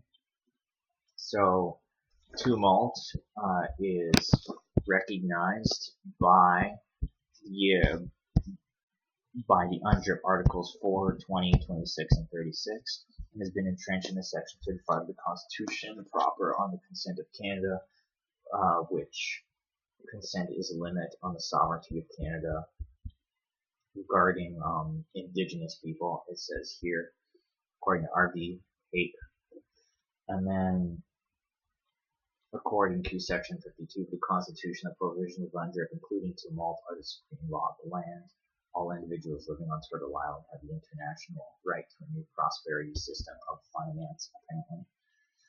And then, in a letter from CERNAC, I can't remember what the acronym stands for, but you have Indigenous Services Canada and then CERNAC, which are the two quote-unquote indigenous departments in the federal government. So, in a letter that's dated December 13th, 2024, Canada acknowledged the International Alliance of Indigenous Nations Treaty on a nation-to-nation basis, and its International Indigenous AIN Tribunal is the mandate of the International Tribunal to protect the arbitration system that governs the integrity and operation of tumult. So, basically, Canada is recognizing the Alliance of Indigenous Nations, and we can actually see that here. In particular, Gary, I can't remember his last name, it's also too long, too many letters, and we can't pronounce it, but he is one of the heads of CERNAC, and he is with Arthur Jefford of the ASMIN. He's apparently the new chief or something. So anyway, and they're at an ISO conference in Europe. ISO being the International Organization for Standardization. So while Crystal is calling out people that she terms pretendians or whatever, she doesn't call out UNDRIP or mention the relationship Gary has with the fake chief of ASMIN, Arthur Jefford, from what I've seen, who's at this ISO conference in Europe. And so ISO is one of the many standardization organizations involved in the biodigital convergence, and Arthur is also largely connected with the ISO through Go-To Innovation Intelligence, which is funded by the European Union and has many ISO employees. And Crystal calls out some of these people or organizations, but doesn't really elaborate on the big picture, is my point.